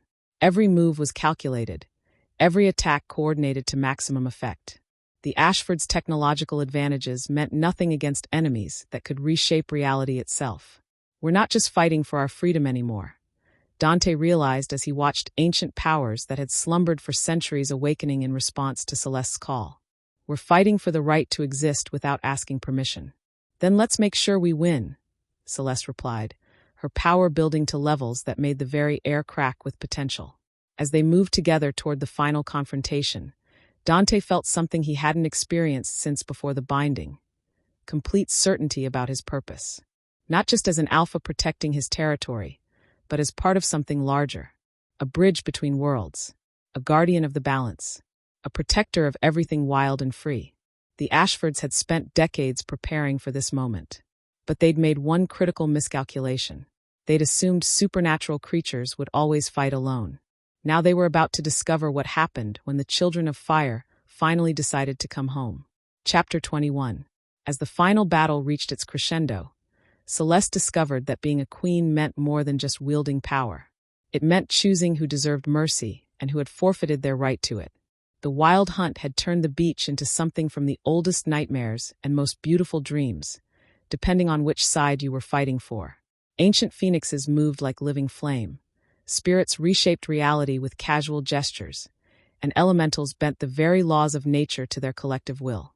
But at the center of it all, one confrontation remained unfinished. You can't win, you know. Helena's voice carried across the chaos with the same certainty she'd used to discuss piano lessons and charity galas. Even if you defeat us here, even if you kill every person on this beach, there are others. Facilities you've never heard of. Research programs spanning decades. Contingency plans within contingency plans. Celeste approached her mother through the supernatural hurricane, each step deliberate and measured. Around them, the battle raged with intensity that reshaped the very landscape. But in this pocket of space, there was only truth. You're right, she said quietly. I can't kill every person who's been part of your programs. Can't hunt down every facility. Can't undo every experiment. Can't save everyone who's already been broken. Helena's smile was sharp with triumph. Then you understand this is bigger than. But I can make sure it stops with you. The words hung in the air like a death sentence. And for the first time in her life, Celeste saw genuine fear flicker in her mother's eyes. I can ensure that when people tell stories about this day, they remember what happened to the family that tried to cage the wild. I can make your name a warning that echoes through every boardroom and research facility on Earth. Power gathered around her like visible flame. But this wasn't the chaotic energy she'd wielded before. This was focused, deliberate, carrying the weight of justice rather than simple vengeance. You spent 24 years teaching me that actions have consequences, she continued, advancing with predatory grace that would have made Dante proud. That choices define who we are. That power comes with responsibility. Celeste, please. So let me show you what I learned. The confrontation reached its peak as power met power. Helena's technological enhancements against Celeste's awakened abilities, artificial evolution against natural transformation, control against freedom. For a moment, the outcome hung in balance. Then the island itself joined the fight. Ancient magic that had been sleeping in volcanic stone and thermal vents responded to Celeste's call, rising up with fury that had been building for centuries. The very ground beneath Helena's feet became her enemy. The air itself turned against her. The water rose up in judgment. This is what you never understood, Celeste said as her mother's defenses crumbled. Power isn't something you take. It's something you're given by those who choose to follow you. Around them, the battle was reaching its conclusion. The last of the corrupted phoenixes had fallen, their artificial programming finally overwhelmed by the collective will of their natural kin. The remaining Ashford forces were retreating toward their boats, but even those were being pursued by creatures that could move through water like it was air. And nobody, always chooses to follow someone who cages children and tortures innocents in the name of progress. The final blow came not from violence, but from something far more devastating. The complete severing of every connection that had given Helena Ashford power over others. Her corporate networks crashed. Her research facilities went dark. Her carefully cultivated influence evaporated like morning mist. In the span of minutes, she went from puppet master to powerless observer. You've destroyed everything, she whispered. No, Celeste corrected gently. I've set everything free. As the sun reached its zenith, the beach finally fell silent except for the sound of waves against sand and the distant calls of creatures returning to homes they'd thought lost forever. The age of hiding was over. The age of bridges had begun. And at its center stood a queen who'd learned that true power came not from controlling others, but from giving them the freedom to choose their own path. The war was won, but the real work, building a world where wild things could thrive alongside civilization, was just beginning. Ready for what comes next? Dante asked, moving to stand beside her as they watched the last of the Ashford forces disappear over the horizon. Celeste looked out at the island that had become her kingdom, at the supernatural creatures that had answered her call, at the mate who'd helped her remember what it meant to be truly alive. "With you," she said, power still dancing around her like visible music. "I'm ready for anything." The future stretched ahead of them, wild and uncertain and absolutely free. Just the way it should be. Chapter 22. The New Dawn. In the aftermath of victory, Dante discovered that winning a war was only the beginning of building a world worth fighting for. 3 months had passed since the beach battle that changed everything. 3 months of healing, rebuilding, and slowly learning what it meant to live without looking over their shoulders. The island had become something unprecedented. A free territory where supernatural creatures could exist openly, without fear or pretense. A bridge between worlds, just like Celeste had always been meant to be. He stood on the very beach where they'd nearly lost everything, watching the sunrise paint the ocean in shades of gold and possibility. The scars from the battle were mostly healed now. Craters filled with new volcanic sand, damaged vegetation already sprouting fresh growth, the natural world reclaiming what had briefly been a battlefield. But the deeper changes, those were still rippling outward like stones thrown into still water. "Can't sleep again?" Celeste's voice carried warmth and gentle teasing as she approached through the morning mist, moving with the fluid grace that still took his breath away. "Too much to think about," he admitted, pulling her against his side where she fit like she'd been designed for that exact purpose. The council meeting with the mainland governments next week. The integration proposals for the Asian territories. Ugh. The fact that you're trying to solve every supernatural creature's problem single-handedly. Her interruption was soft but pointed. "Dante, love, the world didn't break overnight. It won't be fixed overnight either." He knew she was right, intellectually at least. But watching scattered clans reunite with family members they'd thought lost forever, seeing ancient spirits emerge from hiding to walk openly in sunlight, witnessing the slow but steady migration of supernatural creatures toward territories where they could finally be themselves. How could he not want to accelerate the process? "The European clans have requested formal alliance," he said instead of admitting his impatience. "And the South American territories want to establish trade agreements. All good things. All things that can wait until we've had coffee." Her practical approach to world-changing events never failed to ground him. Celeste had embraced her role as queen not with grandiose declarations, but with steady competence that made the impossible seem merely challenging. Speaking of coffee, she gestured toward the path leading back to their home. A simple structure built from island materials and clan labor, designed for comfort rather than intimidation. "Our first official guests should be arriving soon." The reminder made his stomach tighten with anticipation. Today marked the first formal visit from human government representatives. Diplomats who'd spent months negotiating for the right to set foot on sovereign supernatural territory. "Are you ready for this?" he asked. Her smile was radiant as dawn breaking. "Are you kidding? I've been preparing for this conversation my entire life.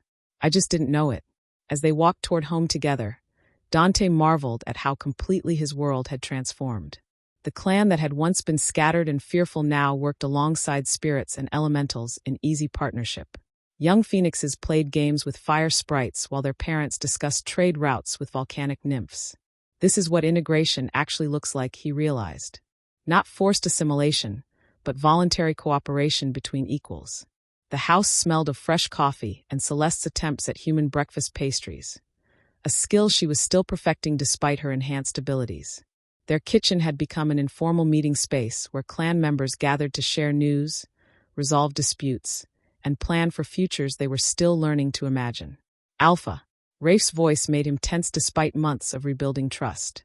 His former second had survived the breaking of his artificial programming, but the scars, physical and psychological, would never fully heal. "Morning, Rafe. How are the preparations going?" The diplomatic detail arrived an hour ago. 3 representatives from the Human Supernatural Relations Committee, plus enough security to invade a small country. A ghost of his old humor flickered in Rafe's expression. "They're nervous." "Good," Celeste said cheerfully, joining them with a coffee mug that read "World's Okayest Queen," a gift from the clan's young. Nervous diplomats negotiate more honestly. "Any word from the Ashford trials?" Dante asked, though he wasn't sure he wanted the answer. Rafe's expression darkened. Helena pleaded guilty to conspiracy and illegal experimentation. 15 years in federal prison. Gregory's fighting the charges, but with the evidence we provided, he paused. He'll spend the rest of his life in a cage he can't buy his way out of. Poetic justice, Celeste finished quietly. It was more justice than most of their victims ever got. The satisfaction in her voice was complicated. Not quite forgiveness, but something approaching peace. She'd chosen to let human courts handle her family's punishment, a decision that spoke to the bridge builder she'd always been meant to be. The other facilities? Dante pressed. Shut down. All research subjects freed or relocated to our allied territories. The technology has been repurposed for healing rather than controlling. It was the outcome they'd fought for. But Dante couldn't shake the feeling that other threats were still out there. Other families, other organizations, other people who saw supernatural creatures as resources to be exploited. Hey! Celeste's hand found his, warm and strong and perfectly suited to his. One victory at a time. Remember? Through their bond, he felt her certainty that they could face whatever came next. Not because the threats were gone, but because they were no longer facing them alone. The representatives are ready whenever you are, Rafe reported. Dante looked out at the island that had become their kingdom. At Phoenix's teaching human children to understand fire. At spirits sharing ancient songs with anyone who'd listen. At the living proof that different worlds could coexist. Then let's go build some more bridges, he said. As they walked toward the meeting that would help shape the future, Dante felt something he'd thought lost forever. Hope that stretched beyond personal happiness to encompass entire species. The age of hiding was truly over. The age of cooperation had begun. Chapter 23. Healing in Home. 6 months after the battle that changed the world, Celeste finally understood what it meant to be whole. She stood in the garden she'd built behind their home, watching vegetables grow alongside flowers that bloomed in colors that had no human names. The fusion of practical and magical had become her specialty, creating spaces where wonder and everyday life could coexist. The tomatoes are glowing again, Dante observed, approaching with 2 cups of the coffee blend that had become their morning ritual. That's what happens when you fertilize them with grateful fire sprite essence, she replied without looking up from the soil she was enriching with handfuls of volcanic earth that sparkled with its own inner heat. Besides, they taste better this way. Everything tastes better here. The simple truth in his voice made her heart swell with contentment. Their island had become more than just a sanctuary. It was a living testament to what the world could be when fear gave way to curiosity, when control gave way to cooperation. The morning reports? She asked, settling onto the bench they'd carved from lava rock in clan solidarity. 3 more territories have requested alliance agreements. The ocean clans want to establish a permanent embassy. And, he paused, expression growing complicated. Your mother sent another letter. Celeste's hands stilled on her coffee mug. Helena had been writing from prison, monthly letters that carried apologies and justifications in equal measure, along with updates on research programs being dismantled and victims being relocated. What does she want this time? To know if you're happy. The question hung between them like morning mist, simple and complex at once. Was she happy? The girl who'd jumped from a resort to escape a gilded cage, who'd discovered she was something from fairy tales, who'd fought a war for the right to exist on her own terms. Yes, she said quietly, and it was true in ways she was still discovering. Happy in her garden where impossible things grew. Happy in the council meetings where representatives from dozens of species worked toward common goals. Happy in quiet moments like this one where love didn't require performance or approval. Good, because we have visitors coming. She looked up to see a small procession making its way down the beach. Humans in business attire walking alongside creatures that most people still believed were myths. The monthly diplomatic meetings had become routine, but she never tired of watching worlds collide in productive ways. The education proposal, among other things. There's also discussion about establishing cultural exchange programs. Apparently, there's significant interest in human supernatural collaborative research. Research. The word still carried echoes of pain, but those shadows were fading as healing replaced exploitation, as cooperation replaced control. And the other item on today's agenda? Dante's smile was pure warmth. Ah yes, the very important matter of whether we're ready for the responsibility. The responsibility in question was curled against her ribs. So small it was barely detectable, but already making its presence known through changes in her scent, her energy patterns, her dreams. A life that was part human, part phoenix, part something entirely new. Are we? she asked, though she already knew the answer. Are we ready to raise a child who will grow up in a world where shapeshifters teach in universities and spirits advise on environmental policy? Where being different is celebrated instead of feared. He gestured toward their island kingdom, where young phoenixes played with human children while their parents discussed trade agreements, where ancient magic and modern technology worked in harmony. I think we can manage. Celeste laughed, the sound carrying across water that sparkled with more than just reflected sunlight. When you put it that way. The diplomatic party had reached their garden now, led by Dr. Sarah Chun, the human scientist who'd become their primary liaison with mainstream academic institutions. Behind her walked a mixed group that would have been impossible 6 months ago. Government representatives, university researchers, and supernatural ambassadors, all focused on common goals. Your Majesty Alpha, Dr. Chin greeted them formally, though her smile was warm with genuine friendship. Thank you for agreeing to host today's discussions. Our home is always open to friends, Celeste replied, rising to welcome their guests with the gracious authority she'd learned from observing true leaders rather than mere controllers. As the meeting began, focused on establishing the first integrated supernatural studies program at a major university, she marveled at how far they'd all come. The same species that had hidden in shadows for centuries were now sharing knowledge that could revolutionize everything from medicine to environmental science. The preliminary results from the healing research are remarkable, Dr. Chin was saying. Phoenix regeneration combined with volcanic spirit essence has created treatments for conditions we thought incurable. And the agricultural applications?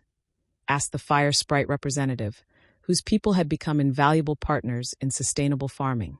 Beyond our most optimistic projections, crop yields have increased 40% in test areas with zero environmental impact. Celeste listened with pride and wonder as formerly isolated communities worked together to solve problems that had plagued both worlds. This was what her awakening had really been about. Not just personal transformation, but creating space for everyone to transform together.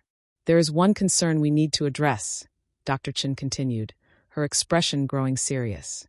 We've detected increased activity from groups that don't approve of integration. They're organizing, recruiting, planning. The shadow of future conflict didn't surprise Celeste. Change this profound always created backlash, always inspired those who profited from the old ways to fight for their return. Let them plan, she said quietly, one hand resting protectively over the new life growing within her. We'll be ready, because this time they wouldn't be fighting alone.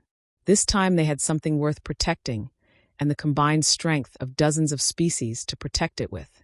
As the meeting continued into discussion of cultural exchange programs and collaborative research initiatives, Celeste felt the future stretching ahead of them.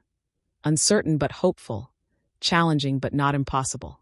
Her child would grow up in a world where being different was a gift, not a curse. Where bridges connected instead of walls dividing. Where love was stronger than fear and cooperation more powerful than control. Ready for whatever comes next? Dante asked quietly, his hand finding hers as the diplomats discussed details of humanity's next evolutionary step. Celeste looked out at the ocean that had brought her home, at the island that had given her family, at the future that was taking shape through countless small acts of courage and cooperation. With you, with all of us, I'm ready for everything. The sun climbed higher, painting the world in shades of gold and possibility. And in her garden, where impossible things grew, the future took root and began to bloom. Chapter 24. Forever Wild. 1 year after the battle that changed everything, Dante stood in the same spot where he'd first seen Celeste emerge from the ocean and marveled at how perfectly the circle had closed. The beach was alive with celebration. Dozens of species gathered to witness something that hadn't happened in centuries. A formal alliance between human and supernatural governments, signed on neutral ground that had become a symbol of hope for both worlds. Nervous? Celeste asked, joining him at the water's edge where they'd first truly seen each other. Terrified, he admitted, adjusting the simple copper pendant that had replaced his old clan markers. But in the best possible way. She laughed, the sound carrying across water that reflected more than just sky. The ocean around their island had become a meeting place for creatures that most humans still thought were myths. Sea spirits surfaced to watch the proceedings while deep volcanic entities danced in the thermal vents below. Remember when our biggest worry was whether I'd survive my first week on the island? Now our biggest worry is whether the refreshment tables can handle a full dragon's appetite, he replied, gesturing toward the massive crimson and gold form sunning herself on the far end. Empress Pyrrha promised to eat beforehand, Celeste said diplomatically, though her definition of light snacking might differ from ours. The formal ceremonies were scheduled to begin at sunset, but the real celebration had been ongoing for hours. Young phoenixes played with human children while their parents discussed everything from trade agreements to philosophical differences. Ancient spirits shared stories with human anthropologists. Fire dancers demonstrated techniques to fascinated university students. Dr. Chen's latest report? Dante asked, though he already knew the answer would be good news. The integration programs are exceeding every projection.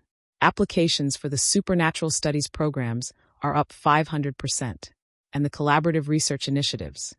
She gestured toward a group where human scientists worked alongside beings whose very existence challenged traditional understanding of physics and consciousness itself. They're on the verge of breakthroughs that could revolutionize medicine, environmental science, even our understanding of consciousness itself. And the opposition? Her expression grew thoughtful. Still organizing. Still recruiting. Still convinced that cooperation is weakness and control is strength. Are you worried? I'm prepared. The distinction was important. Worry implied fear of the unknown. But they weren't unknown anymore. They were organized, unified, and most importantly, no longer fighting alone. Speaking of preparation, Celeste's hand moved to the gentle curve of her belly where their daughter grew stronger each day. Someone's getting restless. Through their bond, Dante felt the flutter of new life. Already strong, already aware, already connected to the magic that flowed through both parents. Their daughter would be something unprecedented, a bridge between bridges, carrying the bloodlines of queens and alphas in her veins. Can you blame her? History's being made. History's being written, Celeste corrected. We're all making it together. The subtle difference spoke to everything they'd learned over the past year. History wasn't something that happened to them. It was something they created through daily choices, small acts of courage, and the persistent belief that different worlds could coexist. 5 minutes to the ceremony, Rafe announced, approaching with the easy confidence that had replaced his haunted guilt. His recovery hadn't been complete, might never be complete, but he'd found purpose in helping other corruption survivors rebuild their lives. The human delegation, President Martinez and her advisors, are ready. The supernatural representatives have taken their positions. And the media?